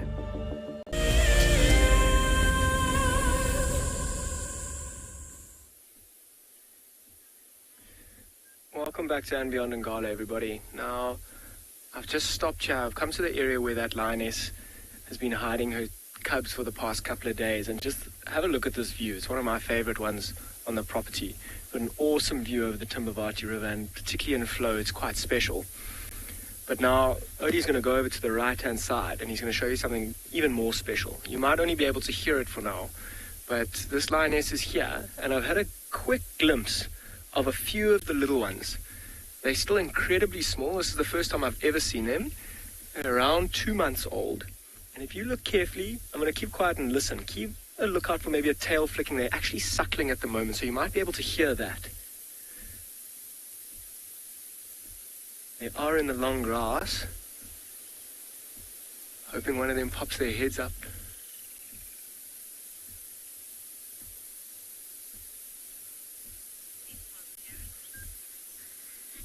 So I know you guys can't hear it. They're suckling and they're kind of pushing and shoving each other very quietly.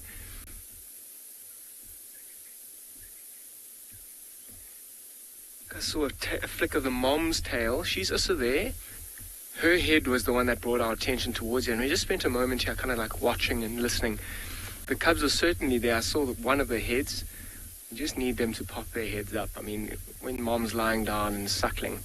And we saw her yesterday with a very full belly. So she's got no real need to feed right now.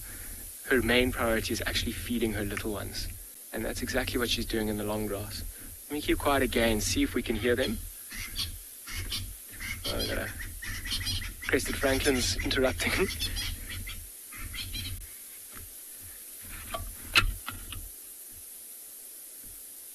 My mistake, Natal Spurfals, sorry about that call. Buddy, can you see her head is up there? So that's one of the little ones that you can see just in the grass there.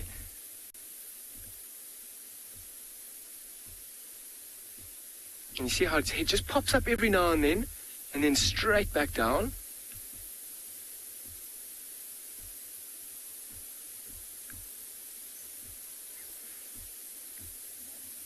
Mom's tail flicking.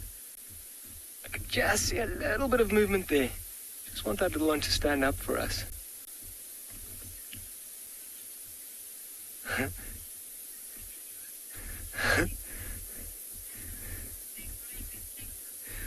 So I'm going to spend a bit more time here, see if these little ones don't show themselves. The long grass isn't in our favor.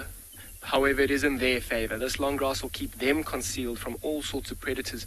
I mean, at this age, even a bird can be a predator towards these little cubs.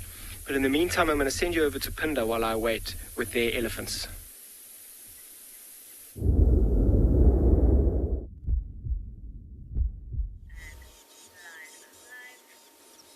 Welcome back to andBeyond Phinda.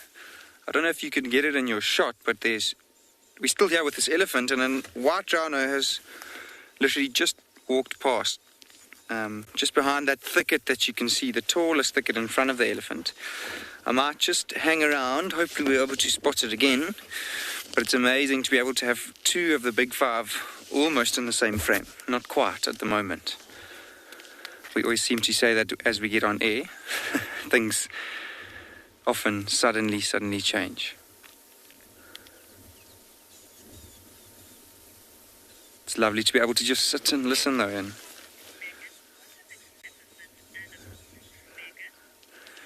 Megan, you're right, he is a magnificent animal. He's even got some beautiful tusks that we can see. Couldn't really see them earlier. And you can note, I hope you can see that on the edge of his tusks, you'll see they're a little bit cleaner than the rest. So that'll just be from rubbing. They obviously use the edge of their tusks, or the tip of it, a bit more than the entire tusk, because they'll wedge it between trees and the tree's bark, and they'll use that to try and strip the bark off of trees. I did mention earlier that they do mainly eat grass at this time of year, but Obviously, if there is a chance to have a good feast on some bark of a tree that they really, really enjoy feeding on, they won't miss it. They're really big animals and they have to spend up to 75% of their time eating. So a good meal will never be passed over.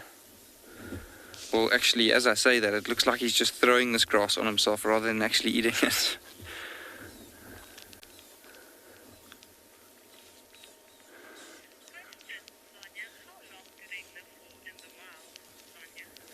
Sonia has asked how long elephants live for in the wild.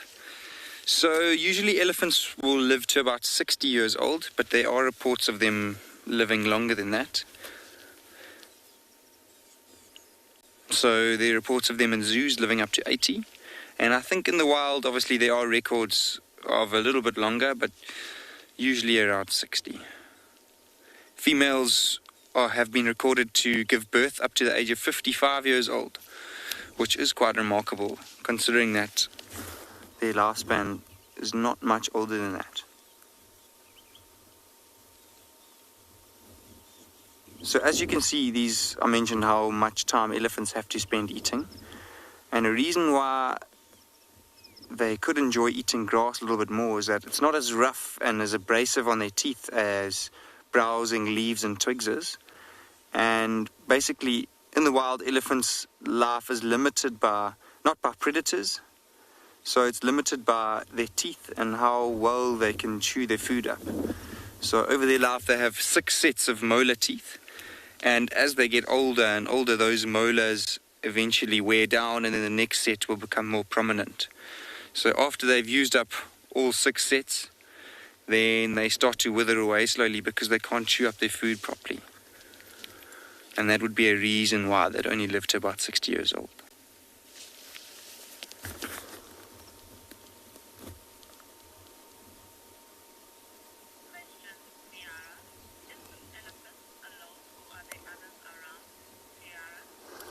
Ciara's asked if this elephant's alone. So I mentioned earlier that this one is by himself. And the reason is that it looks like a male to me, and male elephants are often on their own when they get to a little bit older. Then when they get to about 25 years old, they'll spend most of their lives alone, and then they'll go trailing then they'll go off on their own and feed by themselves. So I've just spotted, I mentioned the white rhino probably a few minutes ago, and we've just got a little bit of a view of it. It's just started moving again, Simon. We'll try and get it in shot for you. Do you think I should try reverse, Simon? It's fine, yeah. Okay, we're just going to try and reposition. We can come back to this elephant. He's been there for the last 25 minutes or so.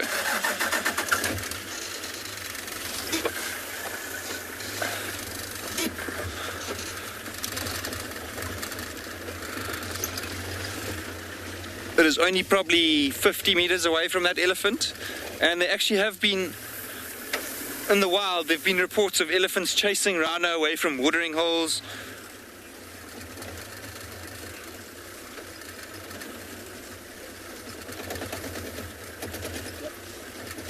Got him. There we go, we found a spot where we can see both. Quite special actually to be able to just sit with these 2 huge animals.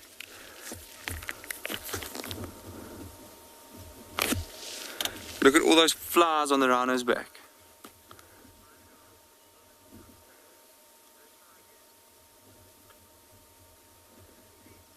It's actually quite interesting to see that, because you won't ever see it on an animal like an elephant. I suppose with elephants being able to throw mud over themselves, they're probably able to protect themselves a bit better than rhinos are, because they're limited to just rolling around in the mud rather than actually being able to throw it on with a trunk. This is a white rhino. You see that prominent bump in the middle of its back. The black rhino, for example, won't have that bump. And that's how you'd tell, especially if you only have partial view of an animal like we do here, that it is in fact a white rhino. Also looks like it's just moving slowly and eating some of this beautiful lush grass.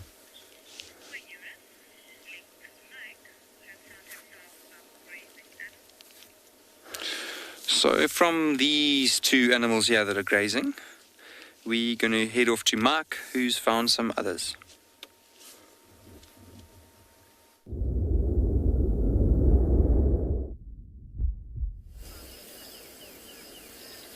We certainly have found others, and what's interesting is we found a big male kudu, not even full grown yet, but feeding in the middle of this open clearing with a whole bunch of male impalas. And what's even more strange is that this kudu is mostly eating the wild foxgloves. And if you do read up on these foxgloves, let me forget about the scientific name of this plant, but the wild foxglove in South Africa, all parts of it are toxic unless you cook them. And here kudu is busy eating them with gleeful abandon. Now, I know that many animals eat toxic plants occasionally to deal with maybe stomach complaints, if they've got a buildup of parasites maybe. So that might be what's happening. But in any case, it's quite strange. And certainly some animals seem not affected at all by the toxic plants. Things like black rhinos can eat all sorts of toxic plants. Porcupines as well. They eat tambuti, which is milky white latex, is very toxic. What a gorgeous shot. Look how symmetric that kudu's horns are. Not often that you get to see a kudu standing in a grassy clearing because, of course, they're browsers. They don't graze, they don't eat the grass. They eat the leaves off the trees mostly, so this one is eating the leaves off all these shrubs. So there's a reason why it came here. It must have been brought here by all this wild foxglove. It's desperate for them for whatever reason. There's something that it needs. It's quite unusual. Look how they tower above the impala. Even though the impala is so far forward, closer to us, that kudu stands more than twice as tall as them. It is really the tallest of all the antelope that we find here in southern Africa. In fact, one of the tallest antelope in the whole world. And the impala, not small, but definitely on the smaller side of what we're going to find. And you can really see that kudu's ears, massive. Lola, definitely not. It's really not usual, especially here at Pride Lands, where we don't have a whole lot of open clearings. We've only really got this one and zebra clearings close to the camp. And we almost never see kudus walking in the middle of the clearing, especially not males, who are generally much more shy than the females. So they're generally alone or in small groups. Very, very interesting to see. Beautiful antelope. In fact, probably my favorite of all the antelope. Look at the stripes and the long fur on its neck, as well as those beautiful spiral horns. They really blend in perfectly to the thickets where they usually live. They don't really blend in very well in this open clearing. I know we're testing Gert here. This kudu is moving almost directly behind the vehicle. They're doing a very good job there, keeping it in frame. So now it's heading directly for that thicket, as you can see on the edge there, which is more like the kind of environment where we'd normally find a kudu. Those massive ears I just pointed out, perfect for listening for danger, where they can't use their eyes very well, because they're surrounded by trees and shrubs. Now that lioness, who's not far, she's probably 400 meters away right now. I don't know if she's aware of this kudu at all, but if she was, and this kudu's heading to the thickets, it would be the perfect opportunity to hunt, because the wind is blowing straight from the thickets to this kudu. So actually that wouldn't be great if I think about it. It means that he would smell. But anyway, wonderful opportunities all around here at the moment. But anyway, in the meantime, we'll send you off to some other beautiful animals.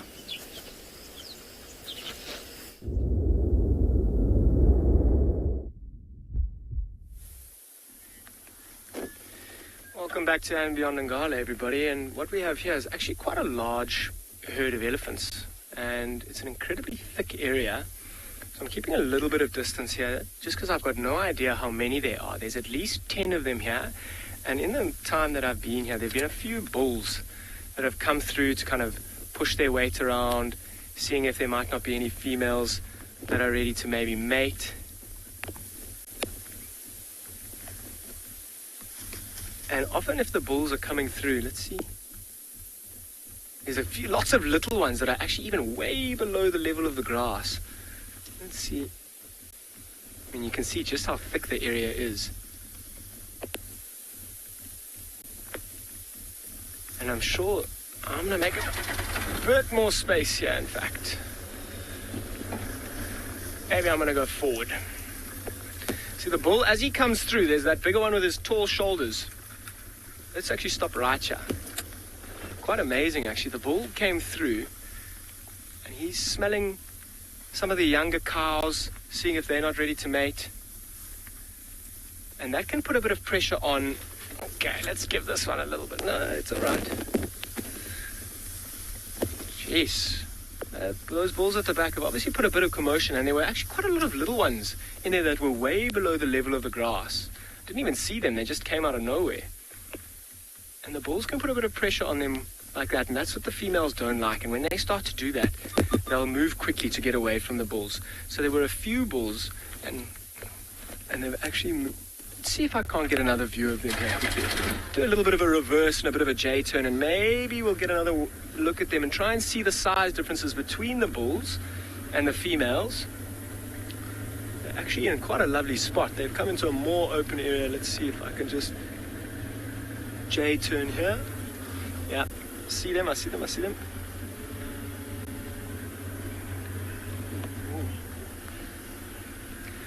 Molly, what's the biggest herd I've seen? Individual herd, it's tricky to say. I remember the one day, I think there were about 70 elephants that almost came out of nowhere. And that seemed to be one herd. It was huge, but often around a watering hole, particularly in the dry times, you'll see lots and lots of elephants, sometimes up to 100, sometimes even more of them. But that'll often be several herds that are joining together. I mean, this herd... maybe 1, 2, 3, 4, 5, 6, 7, 8, 9, 10, 11. There's probably about 15 to 20 of them here. And that's just a little estimate in the fact that there's probably 5 or 6 little ones that I can't even see in the grass. I only saw a few of them walk past, and now I can't see any of them, in fact. And can you see a little baby there? Oh, there you see her. Is that a little one? Tiny little one. You can see how, there's still about 1.5 foot of grass above that little one. And when the big bulls are coming through and pressuring them like that, they can get a bit stressed, particularly the mothers. I mean, the big bulls will push them out of the way to even just get one smell of a female, see if she might be ready to mate. And because there's so many females in a herd like this, of this size, they'll go from one to the next, pushing calves out of the way, being quite aggressive and quite rough, which might be an explanation to that quick flurry of them. And now they've disappeared once. Oh, there's still a few more stopping and feeding. I mean, majority of the time, they haven't been feeding. They've been just making their way through. They were feeding before the bulls come through. But now that they've gone, I'm going to keep going, maybe check a few big watering holes, but I'm going to send you back over to Phinda with their rhinos.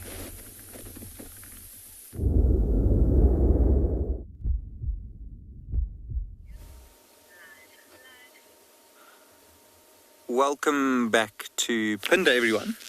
And we've probably driven about 100 meters from where we left that elephant and the other white rhino. And we stumbled into another 2 white rhino. And they're doing a very similar thing to what the others were doing. They've got their heads down. They're eating the lovely, lovely, lush green grass.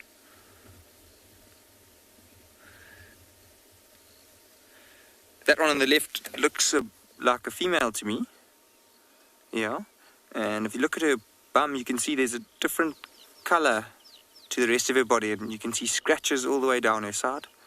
So rhino will spend a lot of their time rubbing up against posts to just ease themselves of a little bit of perhaps itches, and it helps them get rid of parasites too. So it's likely that she's rubbed up against a tree there. And you can see both of them if you look to the other one on the right, which I think's a male as well, well, a male. And you can see there's scratches up on his neck just above his right ear. And it looks like he's rolled all the way over because there's mud almost up to that hump that I mentioned earlier on the other rhino. And perhaps he hasn't scratched himself just quite as well because all that mud is still there.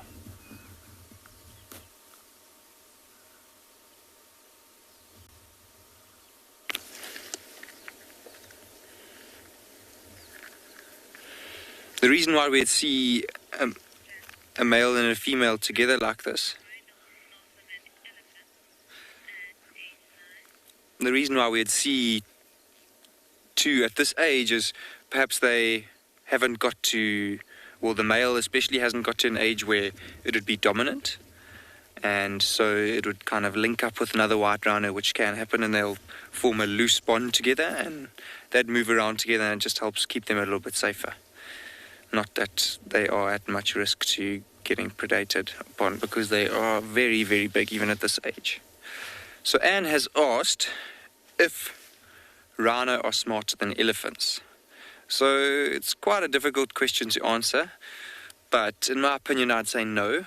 I think elephants are incredibly intelligent. Not that rhino aren't intelligent, I just think that elephants are probably more so. Elephants are known to remember things quite well, and they remember roots, so it'll get passed on from generation to generation. So a matriarch will lead her herd around where she had learnt and when she had moved around as a young elephant, for example.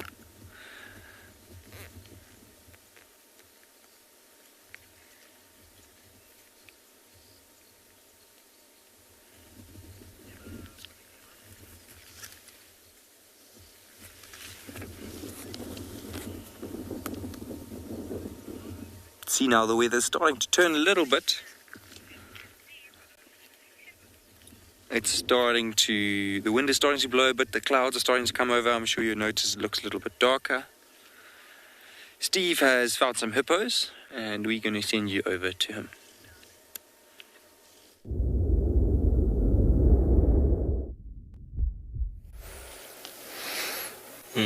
Well, there we go. Finally emerges his head.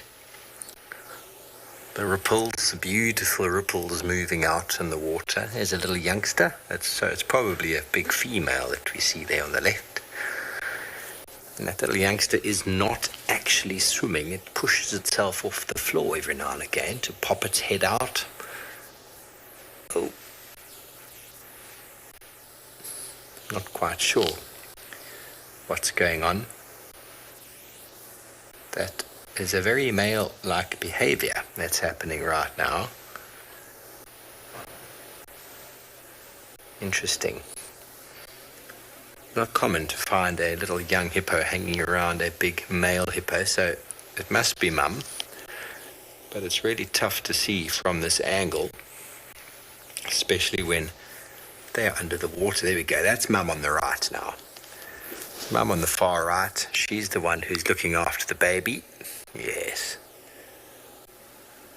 I don't know, it seems like our damn camera is frozen.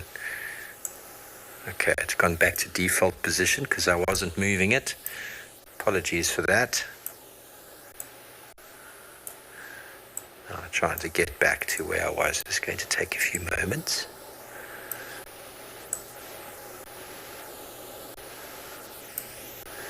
And the action seems to have died down.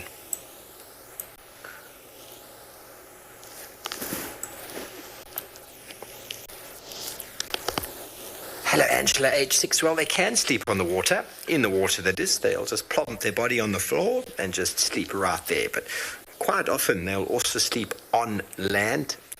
If it's the daytime, they sleep in the water if they're warm. And they'll sleep on the shore if they are cold.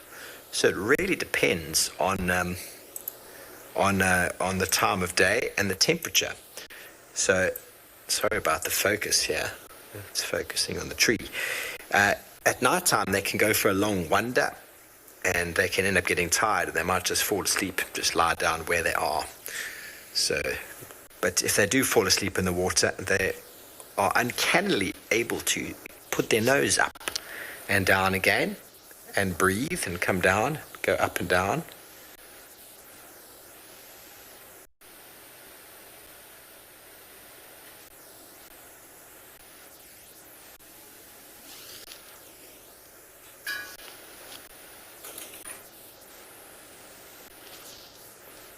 So that motion you see of that one there just popping its head up from time to time, hippos can actually do that automatically while sitting on the bottom of the floor. Okay, very good. Well, an animal that's very closely the same size as a hippopotamus, but maybe a little bit bigger, spent time on land, Angus has found some more of them.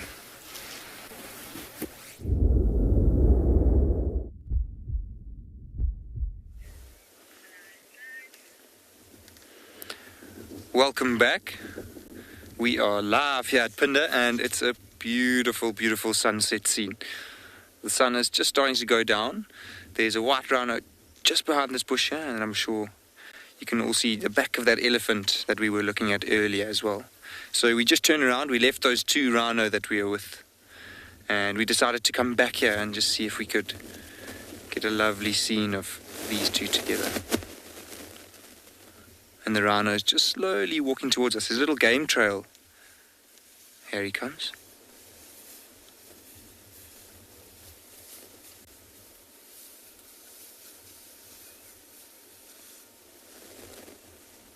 Wow. I don't want to talk too loudly because rhino have a very, very poor sense of sight, and the wind was actually blowing from him to us, so it's likely that it doesn't even know we're here at the moment. And that's why we can get so close to him.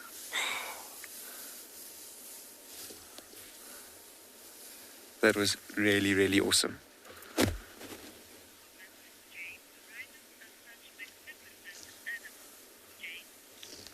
James, you are right. Rhinos are magnificent, and it's actually really, really sad that the pressure they're under at the moment. They're magnificent, and they almost prehistoric in a kind of way in how they look and their actions and what they do. It's just amazing to think that people would want to harm them in any way.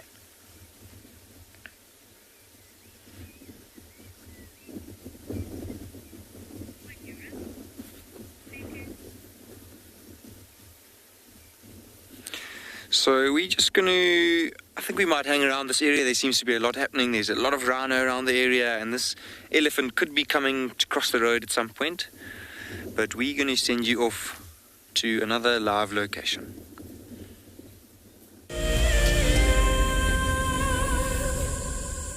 Imagine having your own secluded African bush home where you and your friends can enjoy the ultimate safari experience.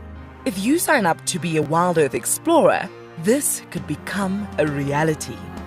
Tumbeta House is located in the heart of Djuma Private Game Reserve, the home of WildEarth.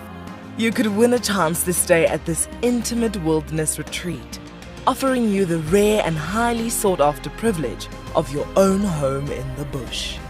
The prize includes 3 nights for 6 people and includes daily game drives, a chance to see the WildEarth camp, and have dinner with one of our guides. Sign up to be a WildEarth explorer before the end of February 2021, and you could be heading to Djuma, the place that we call home. Available dates are limited, so terms and conditions apply. Hi, my name is Tristan Dix, and I am a guide here at Djuma Private Game Reserve for WildEarth. We love connecting you to the African bush, and we always look forward to all of your questions. If you want to ask a question on WildEarth, you'll need to register on the website. Once registered, go to our live safari page and submit a question below the live feed. Catch up with me on WildEarth.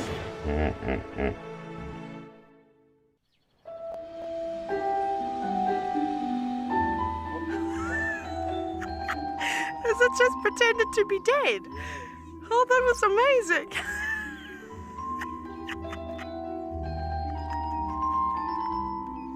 I can't. How do I hold It's like, that is hands down the coolest. Expect the unexpected here on WildEarth daily. What makes andBeyond Phinda Private Game Reserve so special is our massive array of habitats. And with that comes, of course, a beautiful diversity of landscapes, but also an incredible biodiversity in terms of plants, bird life and animal life, as well as, of course, our conservation success stories with cheetah, with rhinos, now with pangolins too. Catch up with the guides daily here on WildEarth.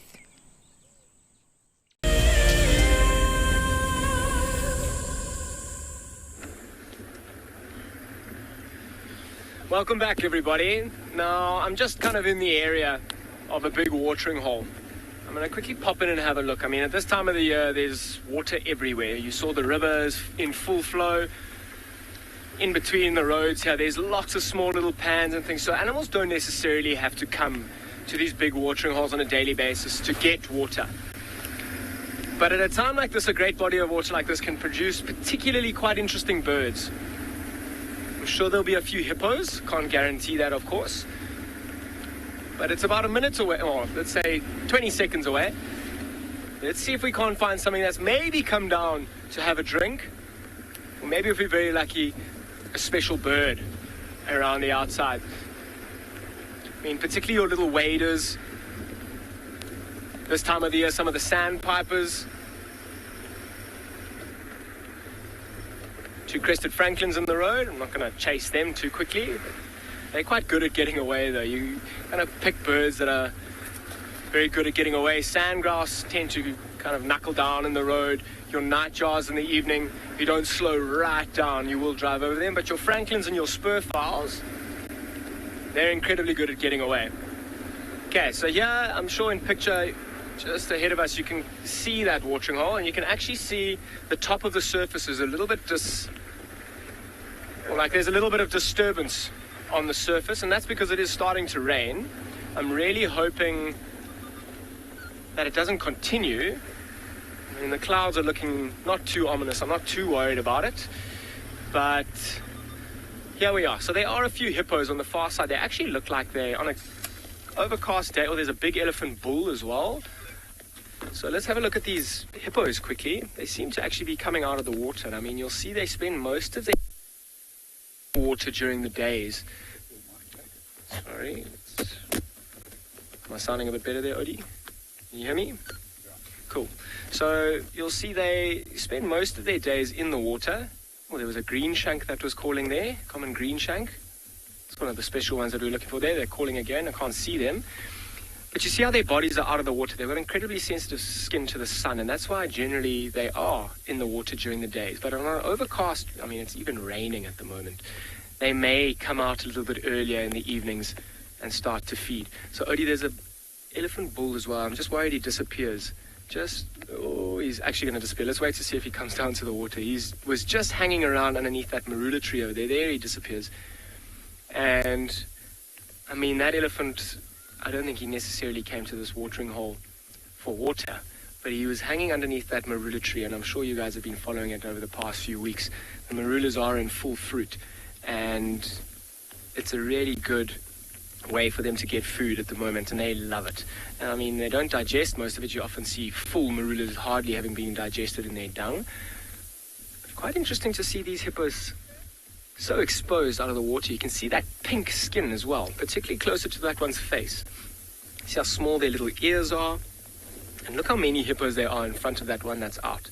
I mean, how many heads can you count? 1, 2, 3, 4, 5. I think I count 5, and then the one standing out 6. Pile are hippos cold or warm-blooded. Hippos are warm-blooded. They are mammals.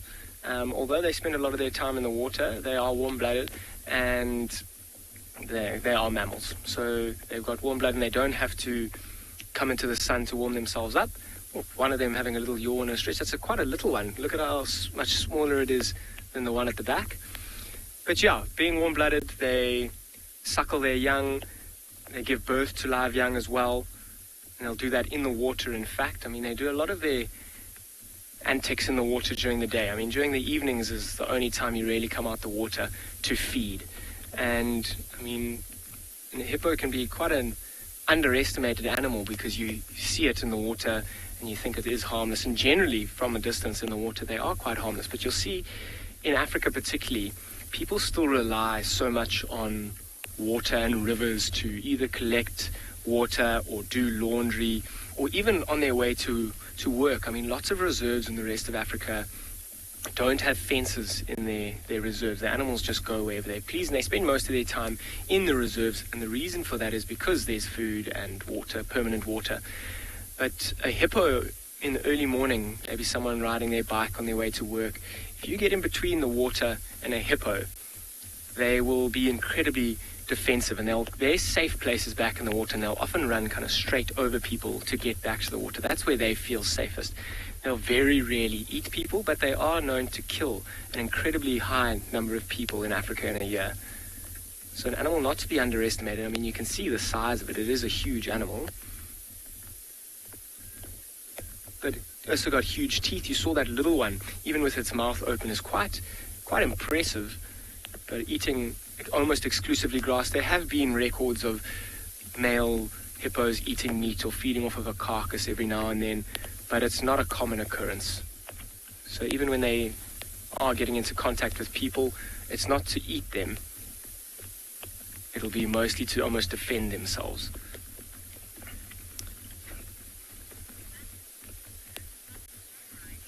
Okay, so I might spend a little bit of time here seeing if I can spot some of those green shanks or some other interesting birds around. But in the meantime, I'm going to send you over to Phinda with Angus and his rhinos.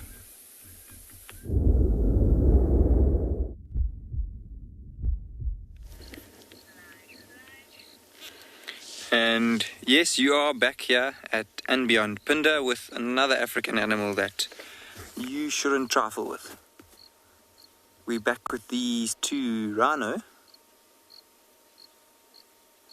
and they also haven't moved much. There seems to be so much food around that animals don't really have to move that far to get what they need to. They have just gone behind this little bush, but I'm sure they will. I mentioned they aren't moving far, but they are moving slowly. You can see some bee eaters flying around in the background. Actually, looks like a European bee eater just over them to the right.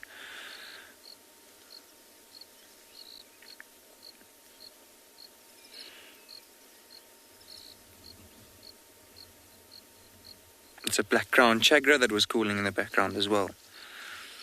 It's just lovely to be able to sit on a mountainside like this and enjoy the sunset. These clouds add such a dramatic feel to the scene. It feels a little bit like I'm in East Africa somewhere.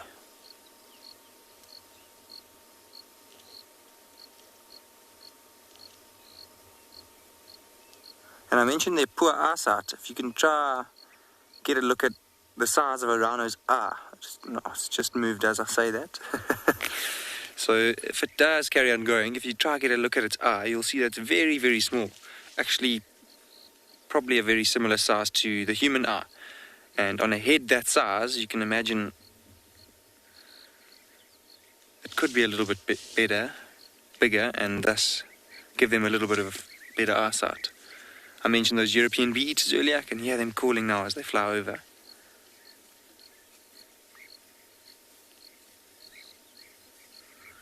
And it does look like they actually can't really hear us either.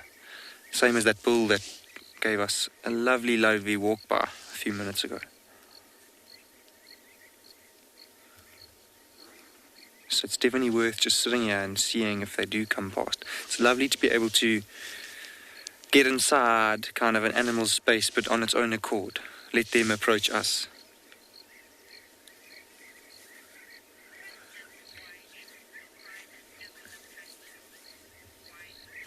Wily, yes, rhinos do sometimes attack humans. I have never been attacked before, thank goodness, but I have seen videos on Facebook and YouTube of some horrible, horrible attacks on humans. A lot of them in the Kruger Park with people that aren't really used to being out in the bush so much and probably don't know much about animal behavior, so they might push the boundaries a little bit. And obviously we have to keep in mind that this is their space in these national parks and we should respect them for it. So I think it's important for us to just judge their body language and see if we are in a safe place, firstly, and also to just not disturb them. It's important to not disturb them as much as we can. We want to try and view them as naturally as possible, as if we weren't here at all. Which is, I get the feeling that they'd be doing exactly what they're doing now if we weren't here. They're probably only about 10 meters away from me at the moment, and they haven't really done a thing, which is amazing. It's awesome to be able to just sit here and listen. But you do notice every now and then you see how this one on the left has lifted up its head. So I mentioned the eyesight. It's probably that it's heard us and knows that we're here. It just wants to make sure that we aren't a threat to it. And now you can see by its body language it's carried on eating and hasn't run off alarmed at all. So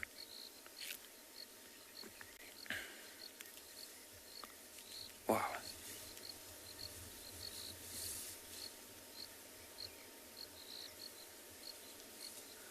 And I mentioned the hump on a white rhino's back earlier. You can see now that very wide mouth that white rhino have. It allows them to get quite close to the ground. Because they only eat grass, it's an adaptation that helps them get in as much per mouthful as they can.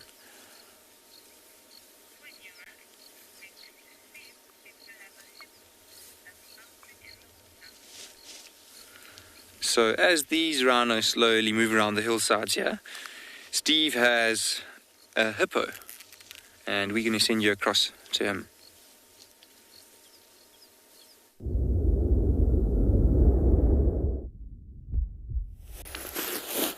Well, thanks, Angus. It is hippos. In fact, they are having a wonderful time. The little youngster is using Mum as a jumping castle, it seems. Up and down it goes.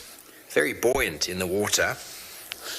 What a wonderful time to be alive when, there we go, you can see the youngster on the right. Mum is sort of in the middle, and then there's a big male on the left. Very, very energizing. It's not often you see hippos behaving as much, jumping around and doing lots of activity. It must be getting to the time. Oh, he did a barrel roll. Did you see that? Oh, to see the bottom of the hippo as it rolled over. Oopsie. It's porpoising now, everybody. Now, it must be getting time to go out and have a meal, as the young hippo is really woken up to the fact, you know, it happens with us as well, doesn't it? You can tell it's time to do something soon. This youngster's been sitting still all day. It's probably saying to Mum now, okay, can we go already, please? Please, I'm hungry, Mummy, please. And it's probably going to burst out of the water again in a moment. Are you ready? We're going to count. 3, 2, there it is. Oh. I knew if I'd counted from 5, I would have got that. Anyway, it is how it is. It's lovely to be able to count these things down in nature sometimes.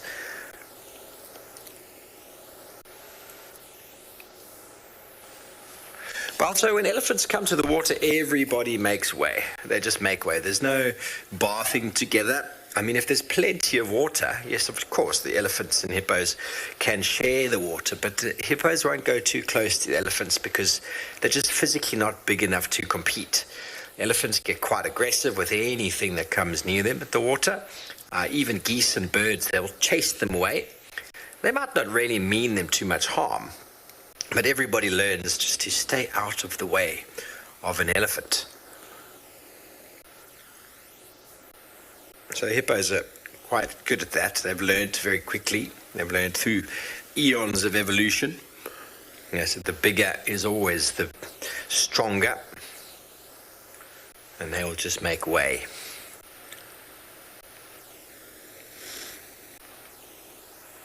Okay, very good. Well, talking about swimming, our hippos are loving the water, and I believe Mike has got some elephants that are doing the same.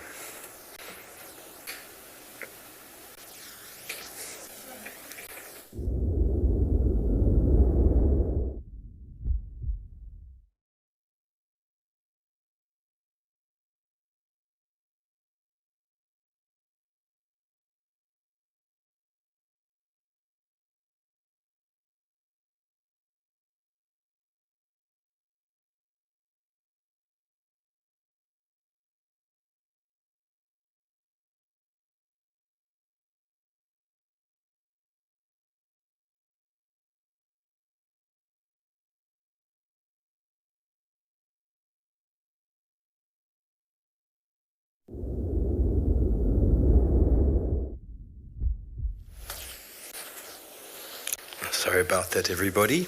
Seems like you've lost Prrivate. Our hippos are still doing what they're doing.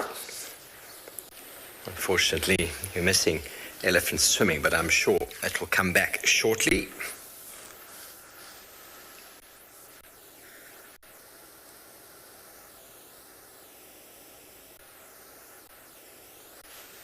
This little fellow is having a whale of a time. You can see Mom's nostrils just poking out there every now and again. She's not quite ready to surface. Still enjoying a very lazy afternoon, as is that gentleman on the left. The youngster is clearly enjoying Mum's back and the weightlessness that the water provides.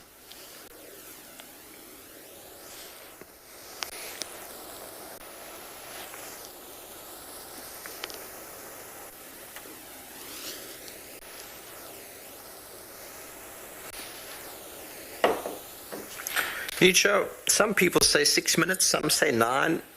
I've never actually gotten around to timing it myself, but anywhere between 6 and 9 minutes. I suppose some hippos have got bigger lungs than others, so maybe youngsters hold their breath a little shorter than a big adult.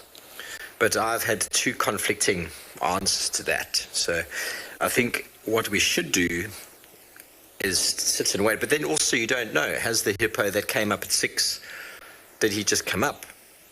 And the one who came up at 9, did we not see him maybe stick a nostril out? So I haven't physically done it myself, but records have shown both 6 or 9 minutes. That's still a very long time if you think about it. I mean, I go for a minute and a bit and I start to really struggle under the water. But I think hippos also, they reduce their heart rate enormously by spending a lot of time in the water. They lower their metabolic energy and their digestion process very, very much so. Everything slows down. It probably actually increases their lifespan by slowing down the heart rate and the heartbeat, and there's not as much need for oxygen through the body, except when you start getting a little bit up and down jumpy like this little fellow is.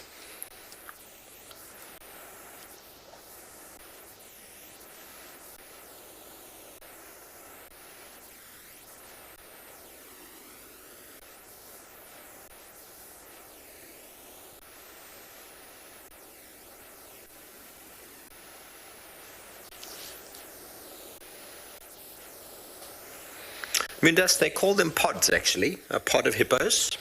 Some people have also referred to them as rafts. As you can probably see on the water, they do resemble a raft. Oh, it's still porpoising. That's why recently hippos have been reclassified as being more closely related to the whale and dolphin than any other animal, due to the fact that they occur in pods. They communicate and feed in the water. They breed as well as mate in the water, and they give birth. I suppose that's the same as breeding, isn't it? And they sleep and spend most of their time in the water, so they are very closely related to those very aquatic animals that we see in the ocean that never come out on land at all. So your hippos are quite unique in their own right, and they fitted into sort of the niche of water. And we see lots of them in southern Africa due to the amount of water and dams that have been put in place Oh, look at those little feet. There's a little cutie. Definitely playtime in Vuyatela Dam this afternoon, everybody. Definitely playtime. You can see the size difference between this little one and that big bull, can't you? It's completely dwarfed in size.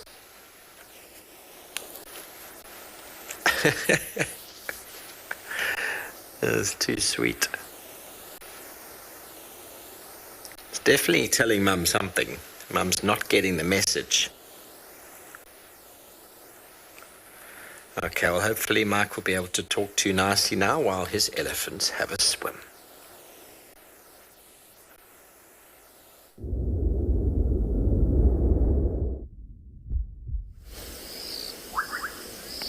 So here we sit with some relatives of hippos. We've got some blue whales. Actually, that one looks like a humpbacked whale. Can never be sure. Here at the coast of Prideland's Ndlovu Dam.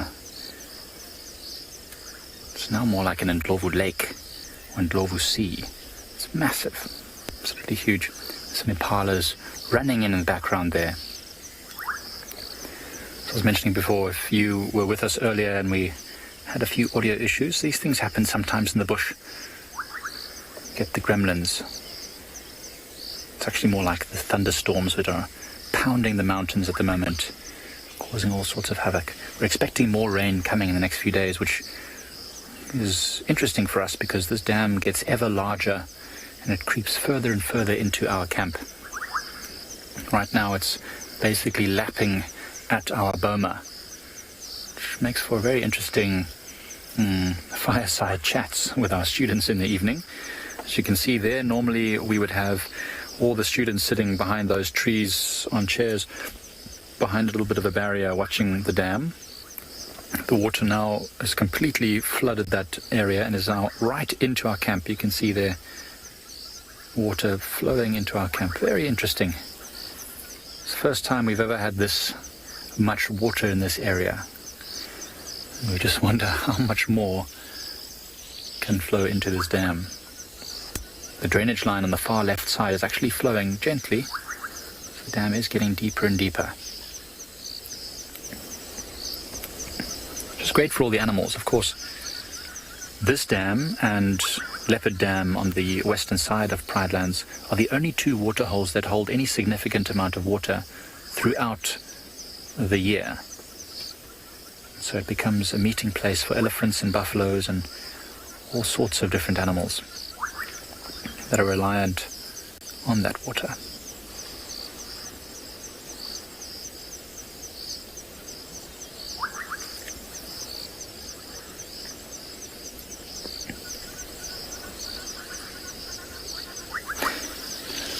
Ethan. Can an elephant swim faster than a hippo? Well, Ethan, I think probably not. Well, in fact, definitely not. Neither of those animals actually swim. Well, I mean, I suppose they could do a type of a basic doggy paddle type of swimming, but hippos generally walk on the bottom of a dam like this. They would actually trot along the bottom, and they jump up for air. And they can move very fast when they run along the bottom. They've got quite a streamlined shape with that round head and smooth body, very round. And so when they trot on the bottom of the water, they can move very fast. I don't know exactly how fast. Elephants are less, let's say, aerodynamic. Well, they're massive and powerful, and in the shallow water, they could move pretty fast. As you can see, this is probably about as fast as an elephant can move in the deeper water. Well, this one's standing still now, so a bit faster, but not fast at all. So definitely hippos would be faster. Remember, hippos spend most of their life in water. These elephants just come here to play and to swim and to drink every now and again. I've been in a lake on the east coast of South Africa called St. Lucia around Cozy Bay, and I've been on a kayak. And hippos were chasing, well, not really chasing me, but they came towards us. And they came very fast. It looks like a speedboat, like a torpedo, in fact. It was very, very scary. Strangely, no hippos here in this dam. Considering how big it is and how much water there is, I'm very shocked at that, very surprised. But it might be because of all the elephant activity. These are just 2 elephants now, but sometimes we see 60 or 70 elephants at one time at this dam. And that probably makes it quite uncomfortable. Probably makes it quite uncomfortable for the hippos. Well, while we watch here, see what these elephants get up to, we'll probably make our way over to Lagatha the Lioness a bit later. But in the meantime, let's send you somewhere else.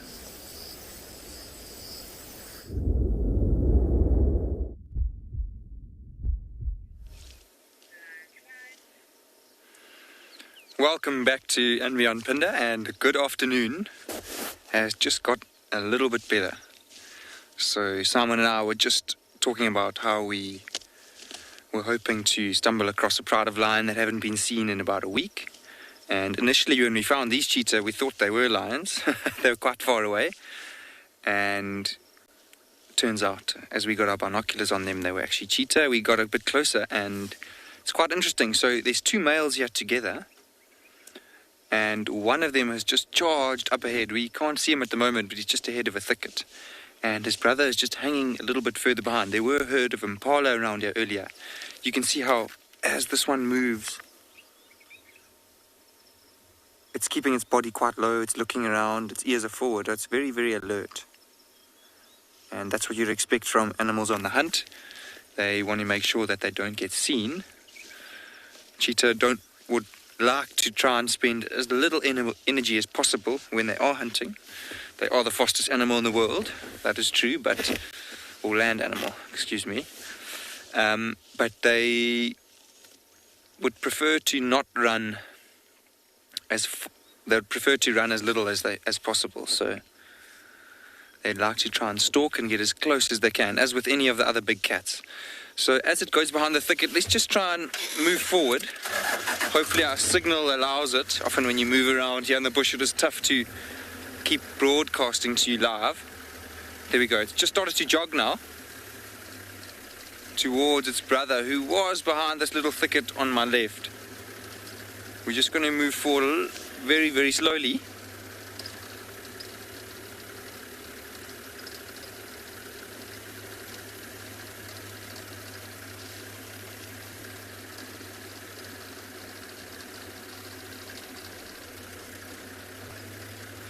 Here he is.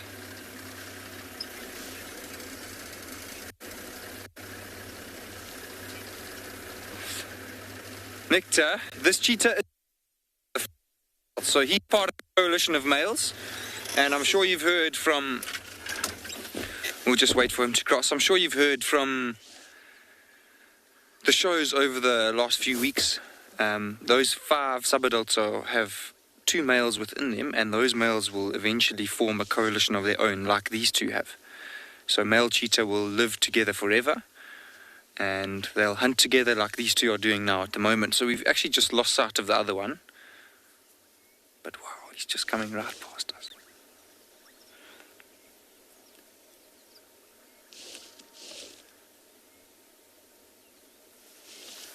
It's really, really close to our vehicle.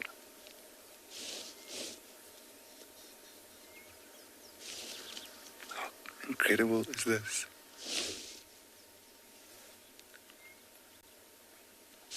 And I can actually hear further up ahead. Sounds like his brother has alarmed some impala.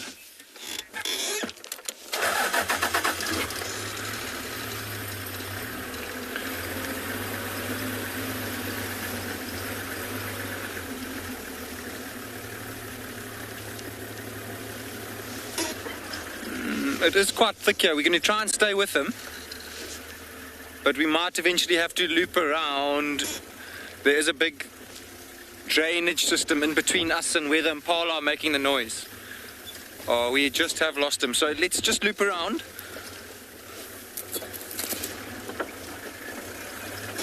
So what we're going to do, we're going to just try and loop around and try and get ahead of them. It sounds like his brother has alarmed some impala across that drainage system I was telling you about. But for now, we're going to send you off to someone else while we try and find them.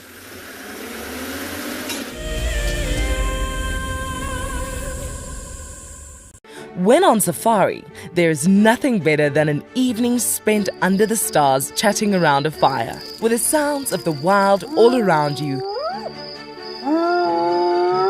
If you sign up to be a WildEarth explorer, you can build your own memories by joining our guides for regular fireside chats. Subscription payments can be made by PayPal, credit card, and now bank transfer. WildEarth Explorers, it's in your nature. I'm Nikki here at andBeyond Ngala in South Africa. I love getting questions from viewers about all the small things within the environment and how it all is integrated with one another. If you want to ask me any questions, please simply register with the WildEarth website, head across to the Live Safari page, and then post your questions there. I'm looking forward to chatting to you on my next WildEarth drive.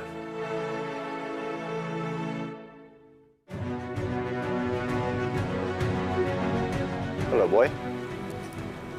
You are a monster. And he's coming right up to us. Hello, boy. Oh, settle down. Settle down. He is very, very close. He's pushing his trunk against the car. You can feel the car moving. Hey, hey, hey, hey. Stop that. Expect the unexpected here on WildEarth Daily. Hi, I'm Kyle, and I come to you live every day here from Tswalu Kalahari in South Africa. My favorite bird has to be the social weaver. The enormous nest that they create, their survival tactics to inhabit these harsh and unforgiving environments, and as well as their complex social arrangements, is truly remarkable. And the interconnectedness with the ecosystem shows us that we are too. Catch up with the guides daily here on WildEarth. Oh, my dear, I do find you most attractive when you're covered in bird lice. Oh, Charles, I love it when you peck at my head and clean the bird lice off me. Let me say hello to Barry here. Hello, Barry. I'm just going to examine you for some bird lice. Charles, I don't know if I'm comfortable with that. Oh, all right. I shall look for bird lice myself then.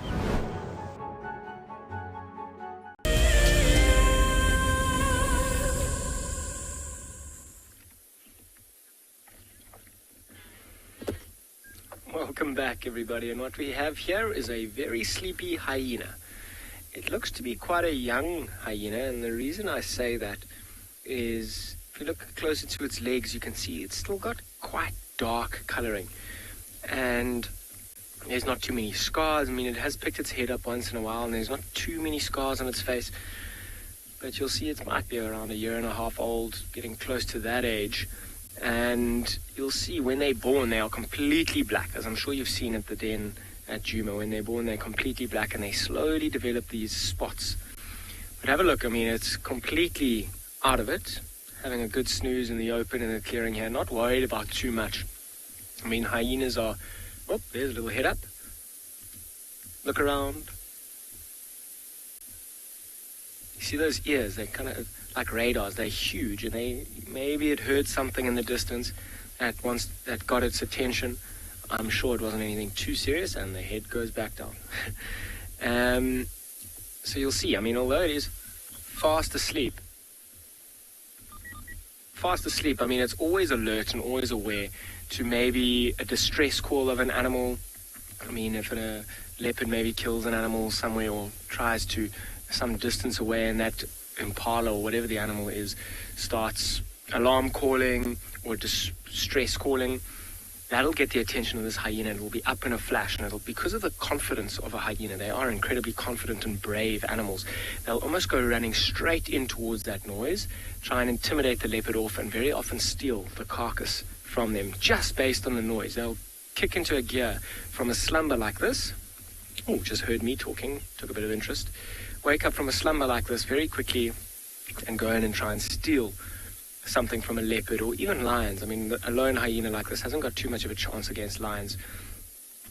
But I mean, that being said, everybody thinks hyenas are these scavengers exclusively, but that's completely not the case. In fact, they actually are incredibly good hunters. And although this hyena is by itself for now, it will be a part of a group or a clan, as we call it. And you'll see I'm sure as the evening comes, it might get up and move around, start looking for some food. I think it was Tina, how many clans do we have at Ngala? And it's a very tricky question to answer. I have no idea how many clans. I am aware that we have got an incredibly high hyena population though, so there could be anywhere 10, 15 different clans, maybe even more than that around. And you'll see they are quite territorial and defensive over it, and they do come into contact with one another every now and then. And this one, although it is by itself, is certainly a part of a clan. I mean, it's still very young. I thought I heard something there as well. Sounded like maybe another hyena. And you'll see as it starts to get darker, the sun starts to set, they might start to call and try and call to the rest of the clan. Just advertise their presence, let them know where they are, then they get up and very often move around on their own, looking for their own food, maybe something small, maybe take a scrub hare or scavenge something quite old. And if they do come into a scenario or a situation where they do need backup from the rest of the clan, they'll call, and they've got lots of different calls. And I'm sure for those of you who have been to the bush or have heard them calling on WildEarth, it's a very distinct call, and it can travel an incredibly long distance. Wild dogs as well, they'll follow wild dogs super closely. They know how good they are at hunting, and the design and build of a hyena is completely different to that of a wild dog. A wild dog is quite slender and built for stamina, whereas a hyena is built for strength and almost built to take a beating. They can take an absolute beating, and they will just take it on the chin, if it's even at the cost of a few bites for a small little meal. I mean, look at the size of those ears as well. Every now and then popping its head up, listening to see what's around. They're quite cute things though. I mean, this one looks like it's got a bit of a mohawk on the top of its head, and it's quite fluffy. It also has to do with its age. So the younger ones, remember I was telling you how dark the legs are, and they start off black. They are incredibly fluffy when they're born as well. They've got all this fluff all over and this excess fluff on top of its head. And as this hyena will get older and older, and that fluff on its head will start to disappear, and even over its body it will start to develop these scars. Remember I was talking about it taking a hit or a bite from a wild dog or another hyena, or even a swat from a lion. Leopards will very, very rarely get into a conflict with a hyena. It's not worth the risk of an injury. An injury out here often can mean death, particularly for a solitary animal like a leopard. If it does take a potentially fatal bite to a leg, and a limp to a leopard is almost certain death, depending on the severity of it, of course. But they're quite cute, and I mean, sure, I lost my train of thought there. It's very tricky to tell the sex of this hyena, particularly while it's lying down. Even when they're walking around, to try and sex a hyena can be very tricky. Some of the things to look out for is actually behavior and interaction with other hyenas. So, and the size of them is a really good one to indicate. Females are quite a lot bigger than the males, and you'll see the males are right at the bottom of the hierarchy within a hyena, or within the clan. The males will be right at the bottom of the hierarchy, and you'll see that around a carcass or even moving around. The females will kind of bully and push the males away, and if the males are not submissive enough to maybe a female's cub, they may be so aggressive in the way that they kill one of their own clan members. I mean, a female hyena has got a higher rank than any of the males from the moment she is born. I mean, it's even been recorded if a male and a female hyena are born together, a brother and a sister, the female, that was just some thunder that I heard, the female will actually even completely bully her twin brother, sometimes to the fact that she bullies him right off of the teat and will actually end up killing him. Sure, I mean, it's that time of the day when it's a good time to stop and listen. And you see this hyena, even since we've got here, starting to put its head up every now and then more frequently, because the other animals might be starting to call, or the rest of the clan members might be starting to call for it as they start to wake up for the evening. I'm going to keep going though, see what else we can find before it gets completely dark. I'm going to send you over to Phinda. It seems like the cheetah might have found something quite interesting.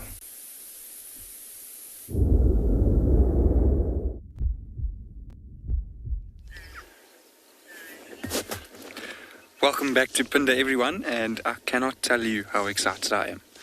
So we did manage to find these cheetah on the other side of the drainage line, and they have caught a young impala.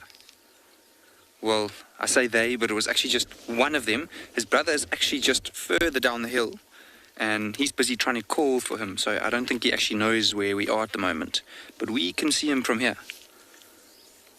Wow! This is incredible. And it's a beautiful part of being out here in the bush, is just being able to experience what has happened here and what will happen here for hopefully a long, long time. And it is raw, and it is sometimes a little bit sad, but we are really lucky to be able to see this kind of thing, and I'm very glad that you all are here with me live, watching this happen right now. So look how much he's panting. So I mentioned earlier how they would prefer to run as little as possible, and you can see why. Because they run so fast, they use a lot of energy to try and catch prey whenever they do.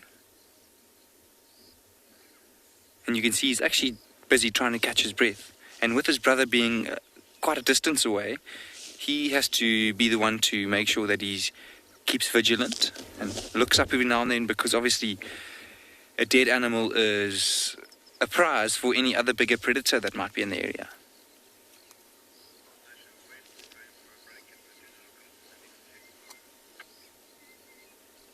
Look at all that blood on his nose. You can see he's eating from the rump of the impala first. So cheetah can run anywhere between 90 to 110 kilometers an hour. There are varying reports of speeds usually in between those two. So I think on average they probably run about 100 kilometers an hour to be safe. But I have heard that I think the record for cheetah is 110. Obviously it's quite difficult to measure that exactly out here in the field, but it's fast. It's very fast. And you can see just by their body shape that they're so well adapted to running fast. Sure. They've got very small jaws and teeth compared to the other bigger predators. And they're a lot less muscular. So you can see there's basically only muscle bunched up on his chest and on his back legs. See, they've got quite a big muscle there. The equivalent of our thigh, and then on their shoulders. And that's just to try and propel them forward when they're chasing something.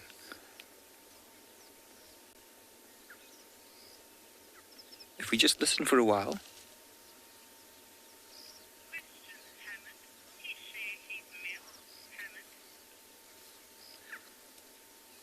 I don't know if you can all hear that. It's quite a high-pitched call. That's his brother.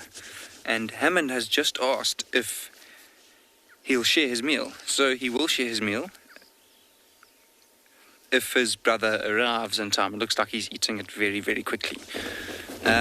So I mentioned coalitions. Coalitions will live together for their whole lives, and they'll hunt together. And they'll help each other hunt, and when they do catch something, they will share it. So if he would actually just reply to his brother, because he's lying down, there's a little bit of a thicket in between him and his brother. So I think his brother suspects that he's caught something. Oh, there we go, he's sitting up. Maybe his brother will see him. He has been sitting up earlier, though. I think he probably just needs to call back. Maybe he just wants to get the prize meat for himself first.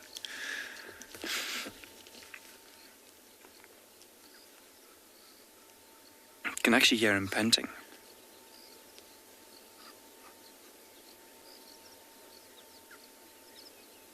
And his brother's carrying on calling down there at the bottom of the hill.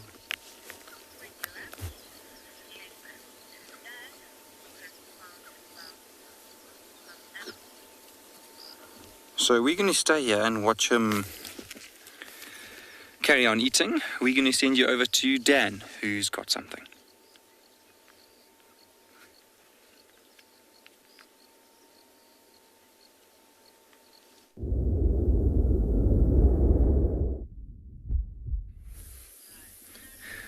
Welcome back, everybody. Now, I know I just left this hyena, and I might have driven 100 meters, and on a day after lots of rain with no off-roading, how's this for a surprise?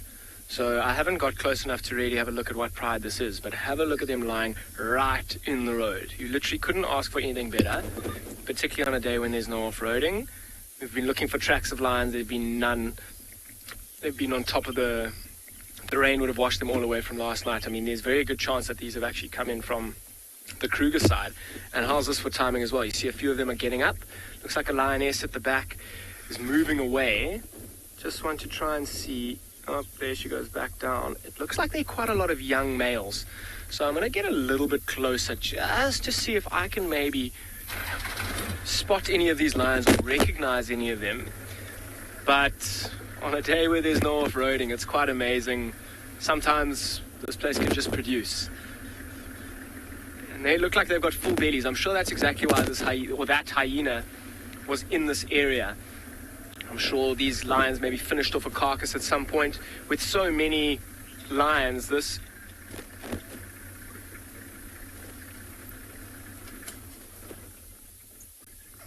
Okay, I'm going to send you over to Phinda quickly. Apparently something is happening there. Welcome back, everyone. And I mentioned earlier his brother was close by. And you can see they are sharing their meal. Even if it's not that friendly, when his brother arrived first, there was quite a little bit of growling and there was a bit of a tug of war. You'll notice that they've moved a little bit.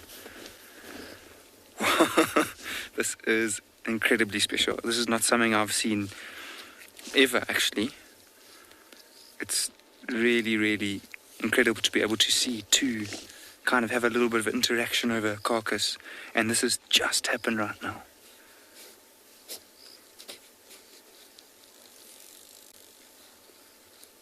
Just listen to all the sounds. You can also hear the impala in the background still making alarm calls.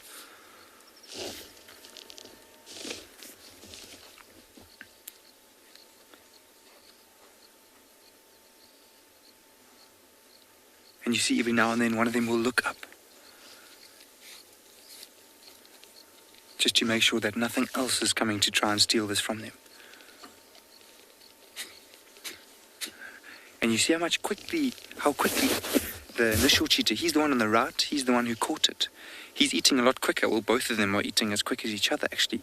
Because now it's a bit of a competition to see who can get the most meat. It seems like they do share, but obviously to a certain extent.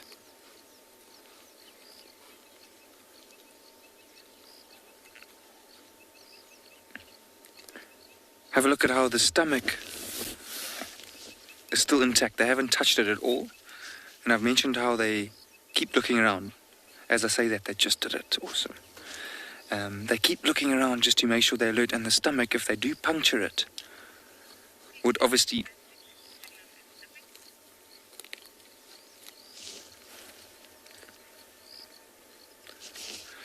So we're going to sit here and just enjoy the sighting for as long as we can, but for now we're going to send you off to another location. Okay, no, never mind. We're going to stay with you. Sorry about that. There we go. It looks like they've both got to the same...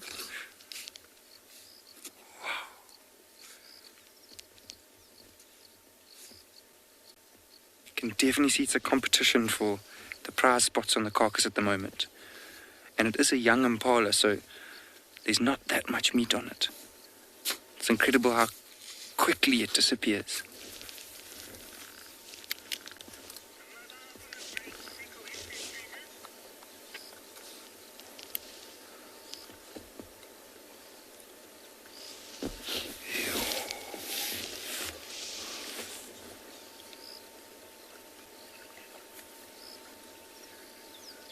This is incredible.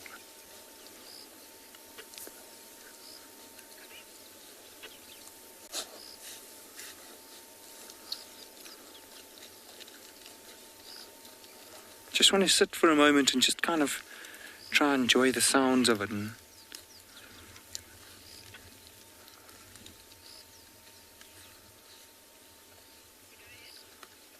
there's barely anything left already. So I mentioned how worried they are about keeping a lookout and not puncturing the stomach because it makes quite a bad smell, and then anything else could come up and perhaps find them a little bit easier. And that's also a reason why they eat so quickly.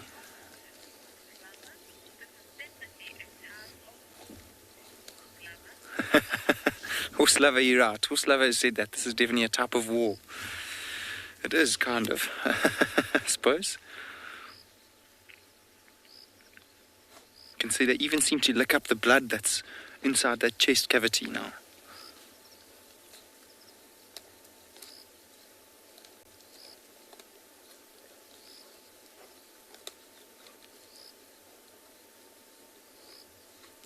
And I was mentioning how quickly they eat, so what cheetah usually do is when they catch something, they eat it as quickly as possible.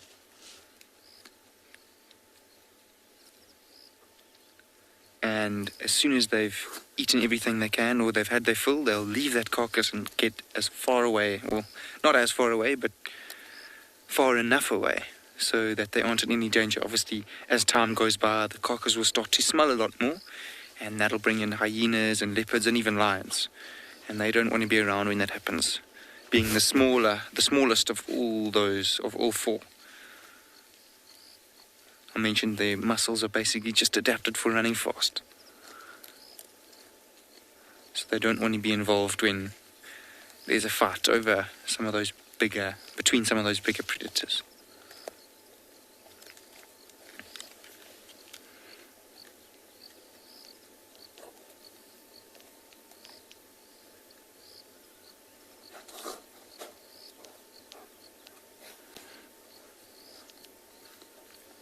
A very reluctant type of sharing going on here.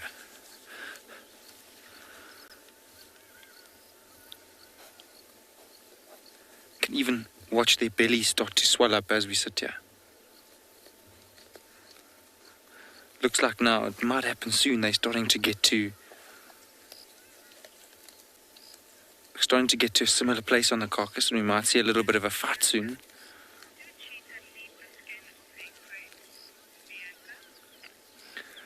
Bianca, cheetah eat the skin. So as you can see here, they've eaten quite a lot of the skin off this carcass. Basically just leave the intestines. They have their molar teeth are very well adapted to cutting. So you'll notice that often they'll move their heads off to the side and chew with the side of their mouth, like the cheetah on the right is doing now.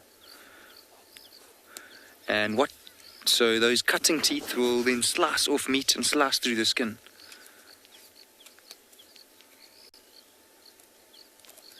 And then their tongue has these almost bony hooks on it. So when they are grooming themselves and licking off carcasses, they can get little pieces of meat and pull it into their mouths quite easily. They seem to even eat the softer pieces of bone and cartilage. You can hear them crunching at it now.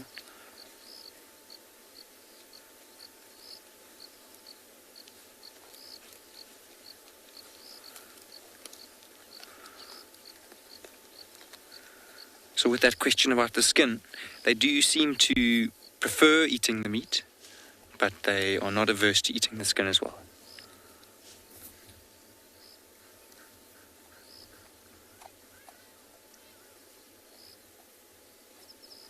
Every now and then a nervous glance all around, and then back to business.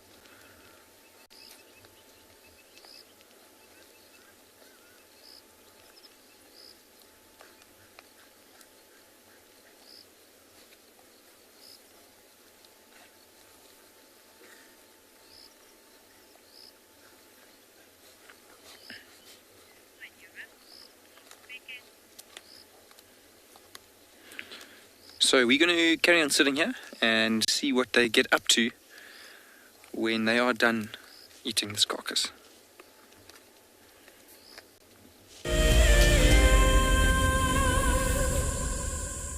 It's no secret that nature can heal. Some of our WildEarth viewers are finding solace in the outdoors close to their homes during lockdown. This is how I keep myself busy during lockdown. Beautiful little jumping spot. I love walking in the open spaces near my home. Provides a moment of peace in a crazy world. This is my fire escape with some of the birds I get to see. That's what it's like in New York City during lockdown. Being in nature helps me to cope with the challenges of life and helps me to be humble and grateful. It's magical watching everything turn into a winter wonderland as the snow softly falls. Been doing lots of walking, dog walking, outside at parks. This is my Ridgeback Drake. Our little slice of paradise is a provincial park called Hopewell Ross. Connecting with nature is critical to stay positive during these tough times. WildEarth encourages you all to find time to escape to nature. My name is Ross and I'm a field guide at andBeyond Phinda Private Game Reserve. I love getting questions from guests on WildEarth because I love sharing and learning information about nature with new people, and it also makes me feel like you're all joining me in real life. If you want to ask a question on WildEarth, then you need to register on our website. Once registered, go to our live safari page and submit your question below our live feed. Guys, just watch what's happening. See, watch the elephants, watch the lions. See, the first ones to run are the cubs. Can you see them? They are right here. I'm not sure how scared you were, but I was quite nervous. Absolutely incredible. Expect the unexpected here on WildEarth daily. My favorite animal is a leopard, purely because I just think they are just the epitome of feline grace and power, and the way they can move about in any environment and remain hidden until they want to be seen, I just find incredibly intoxicating, and they're amazingly beautiful.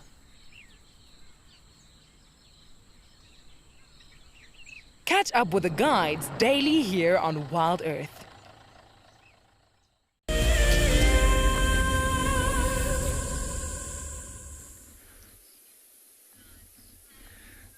Welcome back, everybody. Now, as I was saying earlier, it's unbelievable how lucky this is to have them just on the road. I mean, we've had quite a lot of rain, particularly in the past few months, so even at 15 or 20 mils that we got this morning, the saturation of the soil is so high that we can't off-road. So to find 14, I've counted 14 of them lying right in the road like this, is quite amazing. You can see they've got very full bellies. In this one closest to us on the left, you can see that very full belly, breathing quite quickly as well. I even got a smell of some stomach contents around as the wind picked up, and I'm sure that's why that hyena is in that area, in this area as well. Which pride this is, I'm not 100% certain. So with the last time I saw, so my options are either the Birmingham Breakaway Pride or the Squirrel Pride. Now, the last time I saw either of those prides, the breakaways had 7 young males, and they have a very distinctive female who's missing her tail, essentially. I haven't seen that lioness here. They're also a little bit pale in color, some of the lionesses, which I don't see here. The last time I saw the Squirrel Pride, there were 6 young males, but they were a little bit younger than those ones. And I've counted 6 young males here, but they seem to be a bit older. So this looks like a lioness that's walking a bit closer to us. That other lion just to the left of her, you can see his mane starting to grow. He's probably around 3.5 years old. And it's quite a formidable force, this pride. You can see them lying there, the white bellies kind of stick out. I'm trying to look for distinctive features to try and go back and try and ID this pride a little bit more accurately. So I'm just going to flick into the infrared. Oh, look at that. It sounded like a roar, in fact, that got their attention.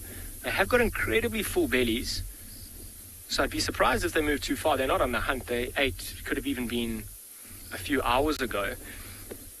Well, it looks like they are moving. Hopefully they'll stick to the road and maybe find a better spot. I mean, maybe the reason that they are moving or thinking of moving, have a look at that actually, that there's a young male on the far side. It looks like he's actually mounting one of his sisters. Is that a young male? It's getting a bit dark. It is a young male, and you see that kind of behavior suggests to me that they are around 3.5 years old, from his size, his mane, that kind of mating behavior, trying to assert his dominance. You'll see the dominant males in this pride. If it is the scorer pride, I'm not sure who the dominant males are. They come in from the Kruger side. We don't see them all too often. If it is the Birmingham breakaway pride, the Ross males are the males that are in charge. And if that young male starts to behave like that around his sisters and aunts and his mother, they will start to chase those young males away. It's also a sign when the females start to chase their young away, and that's when these young males will become nomadic. And because I've counted 6 of them, that's quite a formidable coalition of lions. And if they get up and they leave this pride, they'll spend the next few years being nomadic and fending for themselves. If all 6 of them manage to make it to around 6 years old and eat quite well and get big and strong, they will take over lots of prides. So, Victor, if I heard that correctly, you say they look just like the Birminghams. They're definitely not the Birmingham pride that we know. I mean, they've been scattered all over the place. They don't have young males that are this age. Just as impressive. Sorry, Victor, my mistake. I completely agree. And even to some extent, you might say they look even more impressive than the Birmingham pride. And the reason that I'm saying that is that there's 6 young males who are about 3.5 years old, all very similarly aged. Whereas the Birmingham pride have got those 3 young ones who are 2.5. That older male who will never leave, who's about 5, maybe 4.5. But these all move out together. They're going to be a crazy strong coalition. And they can move huge distances, particularly in their nomadic life, before they become dominant and take over their own pride. They might even take over several prides. Some of them have got up and moved.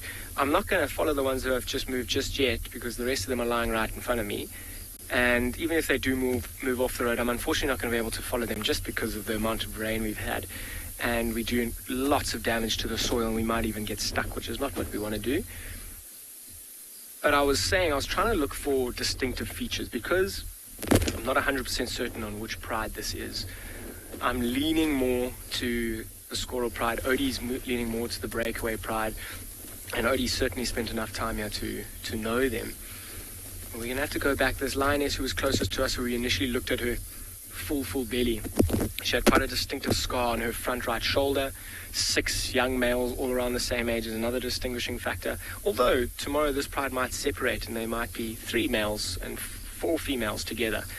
We're making it tricky. So you've actually got to look at specific markings, scarring. Oh, look at, is that a limp? There's a little bit of a limp.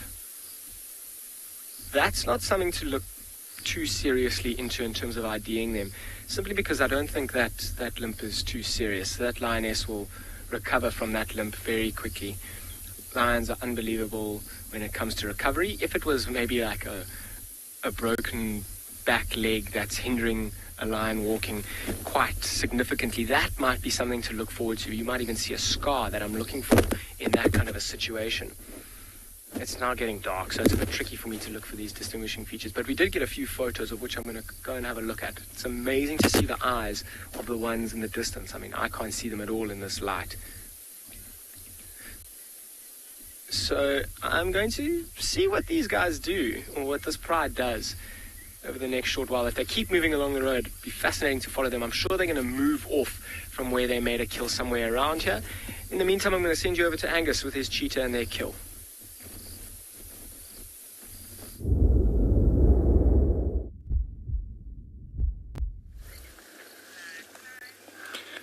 Welcome back. We are live at andBeyond Phinda, and you can see that the mood here has really changed quite a lot since we were last with you. The carcass is almost finished, and they seem to have relaxed quite a lot.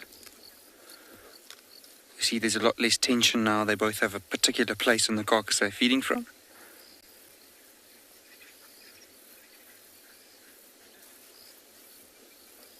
It's lovely to just sit and listen to the sunset chorus going on behind us. There's quite a big mountain range called the Lubombo Mountains, and up as you get higher there's some well-wooded areas, and there's some Natal spurfowl calling in the background.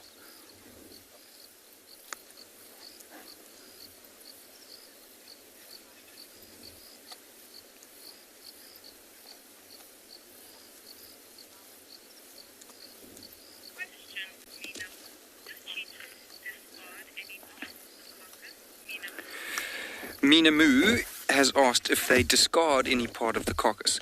I'm not sure exactly what you mean by discard. They don't move anything away. Sometimes they'll go and move the carcass to under a shady patch and eat it there. But in terms of I mentioned earlier, they don't eat the stomach and the intestines because they would then produce quite a strong smell. And they wouldn't want that smell to attract any unwanted attention from other bigger predators. You can see the one on the left has started to feed on the neck, they seem to feed on the upper body last. Notice they started on the rump area.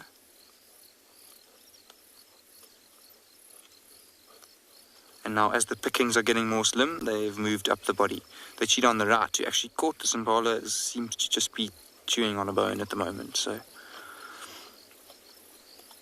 really not much left of this young impala.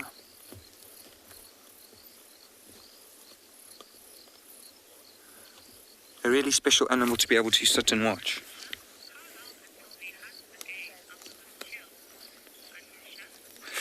Anusha has asked how long will it take them to hunt again now that they've made a kill. So, judging on this kill on its own, it's not a very big kill, and they're not extremely full at the moment. So it is even likely that they would try hunt tomorrow afternoon if they get a good chance to. And it does depend, though, from time to time what they kill. But for this particular occasion, I think they'll be trying to hunt at least by, not tomorrow, but perhaps the next day. So it's Friday today, maybe Sunday morning, they'll be looking to hunt actively again. But if they do get an opportunity at some point later tomorrow, I think they'll definitely try and take it.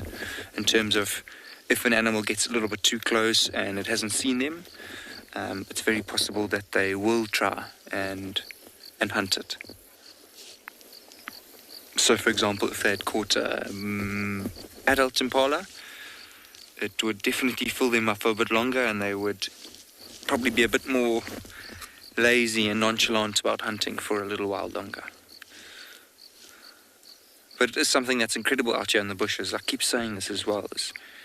Anything is possible. The rules can always be broken.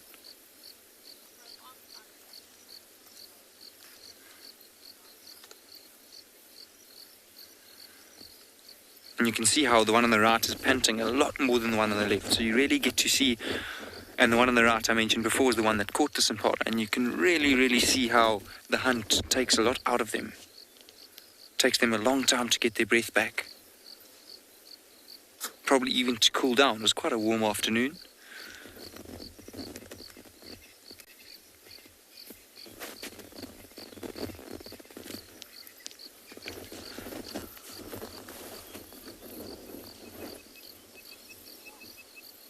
See, there's a slight film around the stomach that it's actually very delicately trying to pull off now. It's amazing that it's able to pull it off so easily without damaging the stomach at all. You can really see I mentioned that those bony hooks on the tongue actually used to lift up that film and pull it away from the stomach.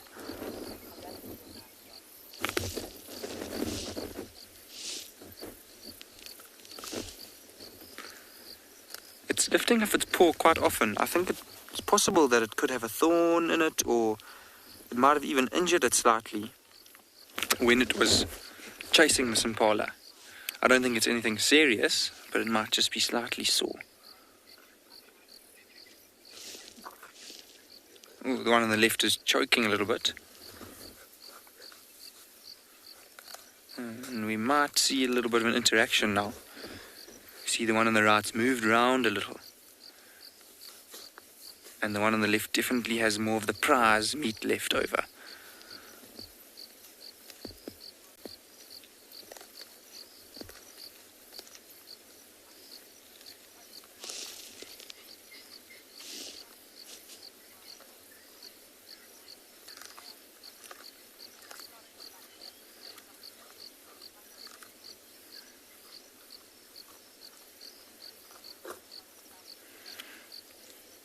Perfect way to end the day.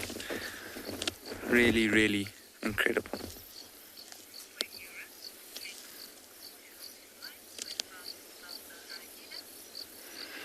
So as the sun goes down, these cheetah are probably going to move off because their senses are not as good during the night.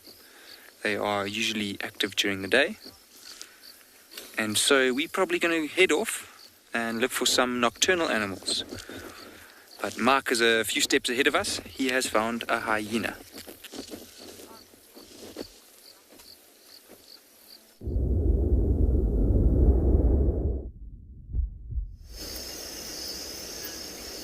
So we've already found a nocturnal animal, whereas the cheetahs will be moving away from their kill now in order to avoid attracting the large predators and getting into a fight.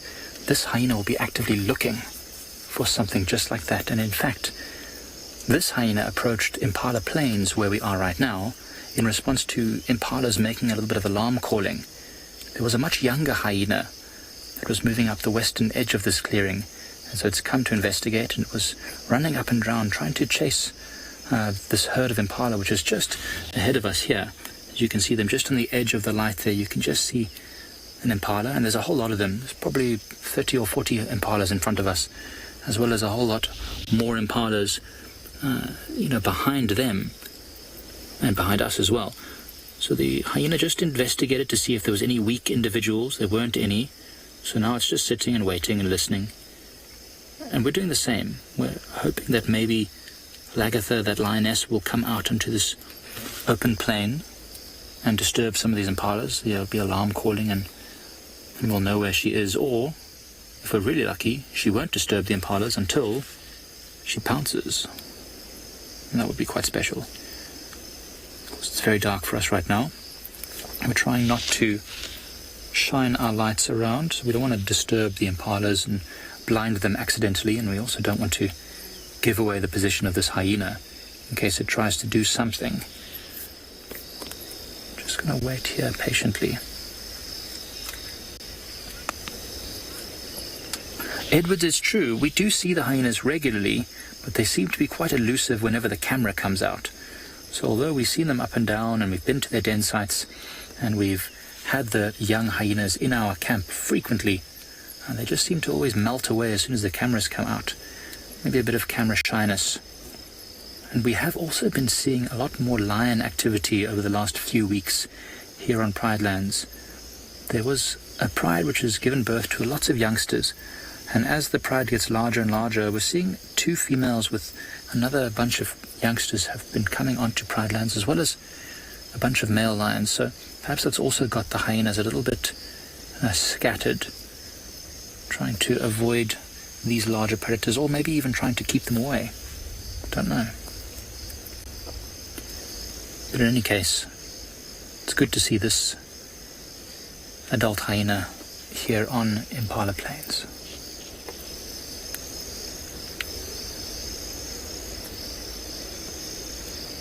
So I could hear another hyena far in the distance. Probably a member of the same clan somewhere in the southern part of Pride Lands. We're right on the northern part right now. Well, speaking of lions of Pride Lands, sounds like Dan's got some lions of his own. Let's send you over there to find out what's going on.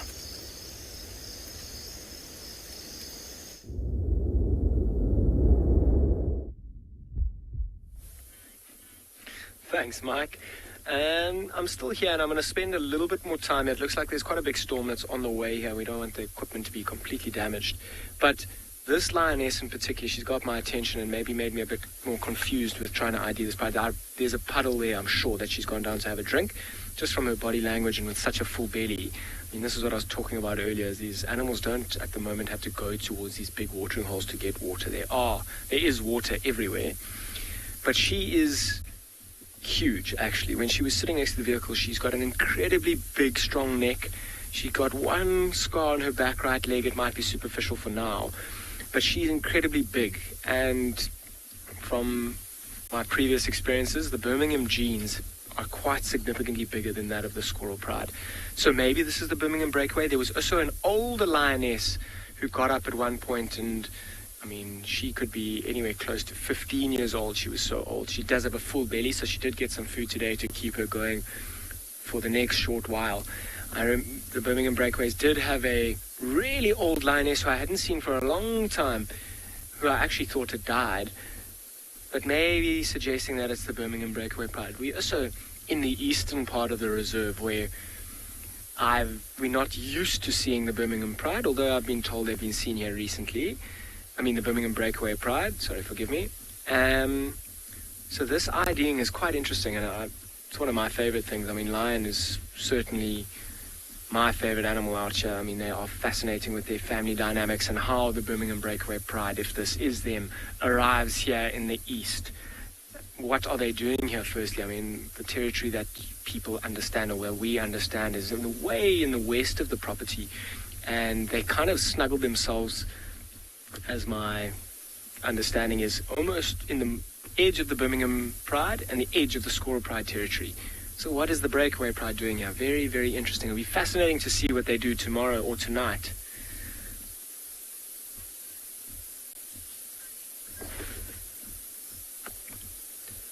So, yeah, it'll be fascinating to see what they do. I mean, I haven't heard, I've only been back for how many days now? About 4 or 5 days. I haven't heard any lions calling in the evenings. If these lions called, we'd very likely be able to hear them from camp. It would be faint, but we'd be able to hear them. I mean, if the Squirrel Pride starts calling from even further east of here, it'd be super interesting to see what their response was. At one point, I thought I heard calling. I think it was just from the other members, maybe soft contact calling. What their response would be. 14 lions is a lot, particularly with 6 young males. I mean, even the Ross males on their own might think twice about coming into this pride if it's the Squirrel Pride to try and chase them out. If it's the Birmingham Breakaway Pride, they'll be the fathers of those young males, and they'll be incredibly proud to see 6 of them. That'll ensure that their gene pool continues. As I was talking about earlier, this coalition of 6 lions is pretty impressive, and very little will stop them. They will take over lots of prides of lions and father many cubs, which will be the succession of the Ross males. So it's interesting. We've taken a few little characteristics of this pride. I mean, this lioness being so big with a scar on her back right, the older lioness close to 14 or 15. But I'll get back to you guys tomorrow morning as to what my more educated guess, after a bit more research as to what pride this is, and maybe we'll try and look for them tomorrow. In the meantime, I'm going to start making my way back to avoid the rain and some lightning. I'm going to send you over to Steve at the dam cam.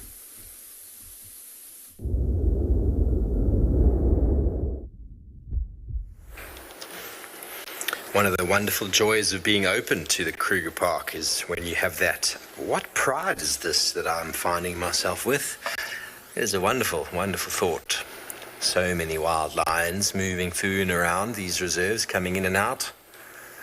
We tend to know here in the Sabi Sands exactly who's who because of the movements and the territories, but every now and again there's some fellows who move in who we haven't seen before, but we have seen one of them before. What looks like a woodland kingfisher sitting on the log at the Voyatella Pan, fishing or catching insects, taking advantage of the night and of the light. He's now caught one.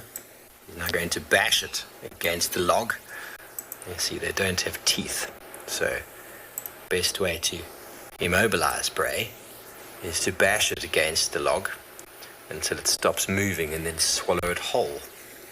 Goes into the gizzard where it will then be broken up through muscular action. A little bit of tenderizing for good measure.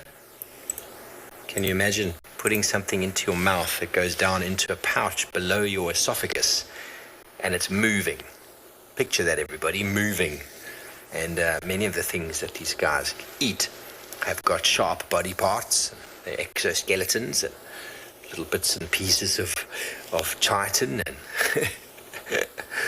imagine, I think everybody's half gagging right now thinking about it. So when you see a bird bashing its prey against a log, you can feel a little bit more in tune with that individual. Nadia, at this time, I don't really know. I've seen that hippo porpoise earlier. It was quite fun. We eventually watched the whole family emerge out of the water and go on their merry way. But I spent a fair bit of time with Hosanna at this pan. I've spent a fair bit of time with cats at many different watering holes in my life. I can't say I've got anything extremely memorable about this exact pan right here that I can think of off the top of my head. But maybe, let me try and slow down the camera. And we just put it on a very slow little pan, because anything could emerge, anything could come out any time, and it's with the infrared light on, we might be able to see it. As with the nighttime, as with the day, anything could come out, but I fear there is too much water around for any animal to make any concerted effort to make its way down to this watering hole. But you never know, those wildebeest took a chance, at their detriment, of course. But yes, if you remember 2 years ago, Hosanna spent quite a bit of time between this pan and the other pan. I actually tracked him on foot, sort of into the region the camera's looking now. We found him because of a Nyala barking, and we did a live segment for quite a few minutes with him on foot. So that's probably one of my most memorable moments on the property, let alone around this watering hole. Hosanna was about 2 years old, maybe 2.5 at the time. He was a beautiful little young male. He's just turned 5. Can you believe it? Can you believe it? I can't really believe it. Okay, so once this has done a full 180, we're going to send it back the other way. And it's quite nice and slow right now, so it's not so disjointed. You'll definitely be able to pick up on the eyes of an animal. But even impalas aren't showing themselves on the dam cam tonight, but that's okay, because Mike has got some for you.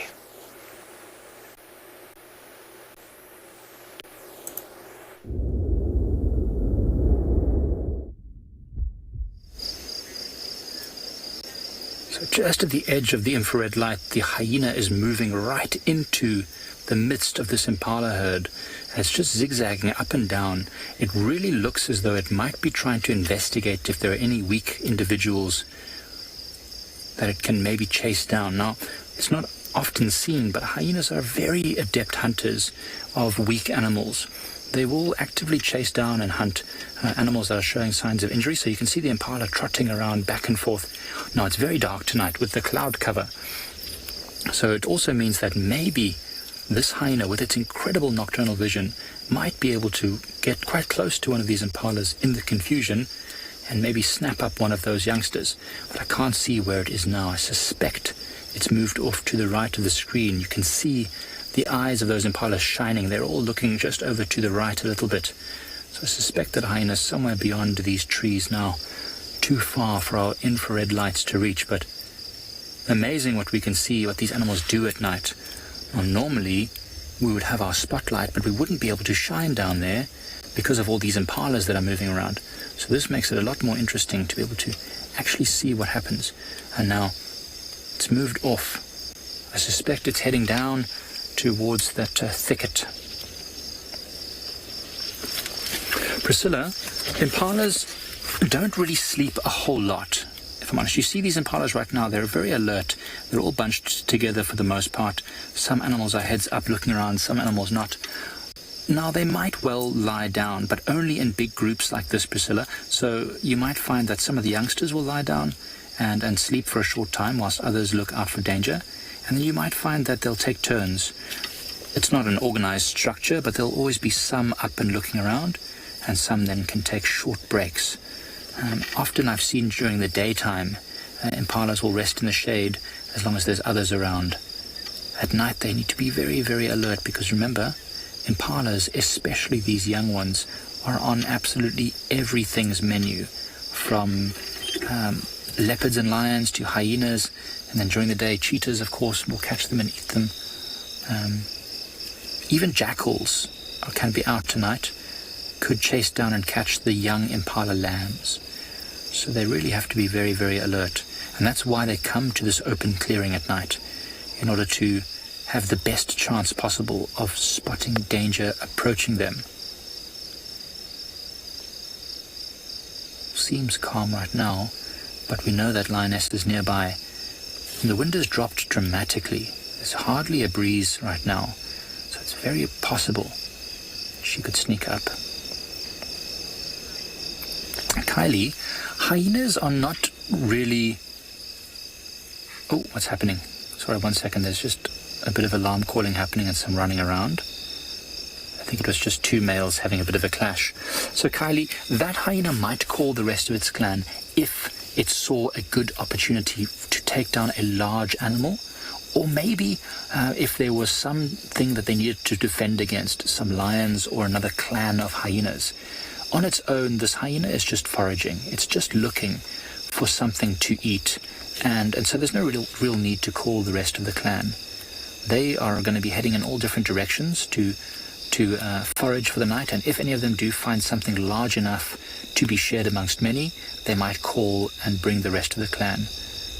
But no need to get everyone excited when all you're doing is walking around looking for something. So that's why. And the clan here is quite large. The Prrivate clan is, I don't know, we've counted sometimes more than 12 individuals at the den site, and there must surely be more away from the den at the same time. So it's quite a powerful clan.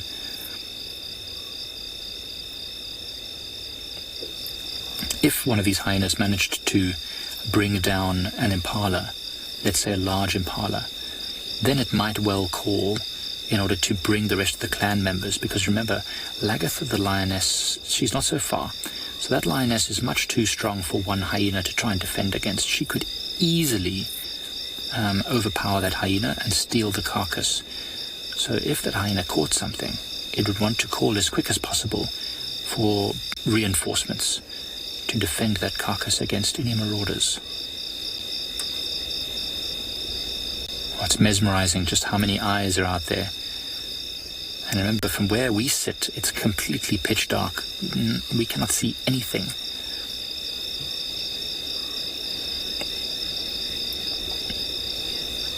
Bianca, I don't think so. Now, an impala might defend itself. A male impala, for example, with those horns, might try and use its horns to defend itself, but only as a last resort. I think that hyena's coming in from the right-hand side again. You can see a lot of impalas moving in from that side, so it's almost like that hyena's herding them. Now, I don't think that, let's say, if one of these females or lambs got caught by a lion or a hyena, I don't think the other impalas are going to actively rush in to try and help. What they do sometimes do is start alarm calling very aggressively and stamping their feet and then sort of walking towards the predator. Now, it's not often that it actually works, but I've seen it used on a single leopard, a female. Although it didn't stop her from dragging the kill off, it did feel as if it had a sort of intimidating quality. But no, they're not like buffaloes. Buffaloes are very powerful. They really have their strength and size to their advantage, whereas, I mean, if one of these impalas rushed a leopard or a lion to try and chase it off, likely it will become a meal in itself.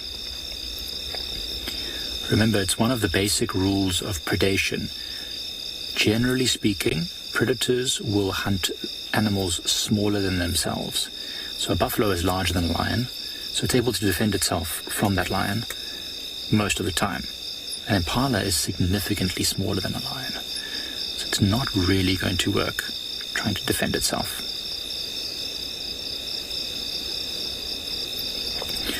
Well, we're going to sit around here just for a little bit longer.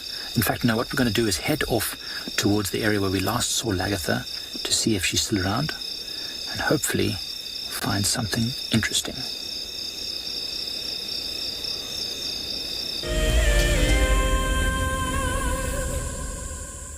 So, my dear, I do find you most attractive when you're covered in bird lice. Oh, Charles, I love it when you peck at my head and clean the bird lice off me. Let me say hello to Barry here. Hello, Barry. I'm just going to examine you for some bird lice. Charles, I don't know if I'm comfortable with that. Oh, all right. I shall look for bird lice on myself then.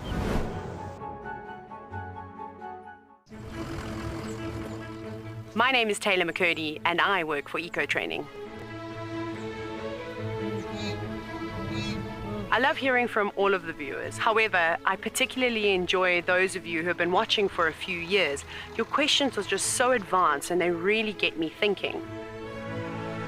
If you'd like to ask a question on WildEarth, you need to register on our website. Once you've done that, head to the live safari page and submit your questions below the live feed. The croc is still holding another one there. It's holding from the hindquarters. I would really want. The wildebeest cross, is it trying? The croc is holding the tail. It's holding tight. Oh no. Goodness me. Lucky, lucky wildebeest. You have another day to live. Expect the unexpected here on WildEarth daily. My name is Moritz and I come to you live every day from Tswalu Kalahari here in South Africa. My favorite thing is probably the predators. And as you can see, we're looking at some of them right now. These are the kings of the Kalahari. Spending time with the cats, it's just a privilege. And I love their behavior, you know, the more that you look at them, just the power and the sheer beauty and elegance of them.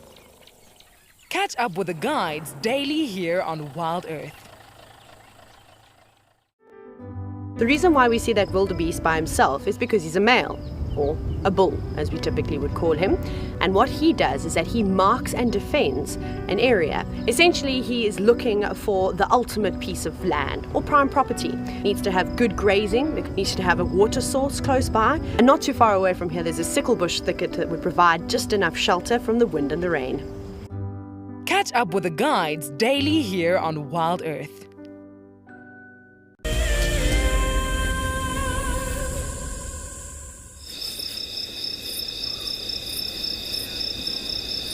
So we didn't move very far, to be honest. We stuck around because we thought, you know what, if she does come out into this clearing, these impalas will alert us to her presence. So decided just to stick around just over here, because it's so interesting to watch them at night. This is actually, if I tell you all, the first time I've been able to view impalas at night completely in the darkness without any sort of light on them. It's quite fascinating. They stand very, very still most of the time. They're hardly feeding, most of them, because they're just so alert. You always see their eyes back and forth looking for danger. I mean, imagine being an impala, how terrifying it must be. Knowing that at this point right now, anything could be around you. Remember, as I said, it's completely pitch black around them. The only reason we can see them is because of the infrared light, but there's not a single star. There's nothing, there's no light from the sky. So it's pitch dark.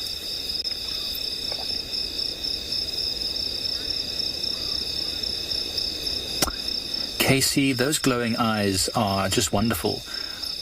And they do look a bit like stars. And we had lots of fireflies recently as well, erupting from the valleys and the drainage lines. But you know what? Those glowing eyes are very, very special and important to all the animals that have them. There's a special membrane at the back of the eye called a tapetum lucidum, which actually reflects it's right at the back of the eye, behind the retina even, so it reflects the light twice. It goes once through the retina, reflects off the back of the eye, and then again into the sensory organs that allow the impala to decipher what it's seeing. And so it can in effect see twice as well as it would otherwise, which is pretty fantastic. Still doesn't mean that they can see perfectly. On these dark nights, there's not much ambient light for them to magnify, so it means they're not really going to be seeing a whole lot. Hopefully, these impalas will survive the night. Who knows what might happen. I kind of have my fingers crossed a little bit for Lagatha. I would love to see her tomorrow morning, looking fat and healthy and successfully having hunted something. But I mean, just glorious to be sitting here in Impala Plains for the first time with this incredible, darkness around us, being able to see these animals, considering it's so dark. Now, don't forget to join us tomorrow morning, where we'll get to give you an update about what's happening here, whether Lagatha hunted successfully, how those cheetahs are doing. Listen to that. The hyena is saying goodbye to you. Somewhere just off to our left.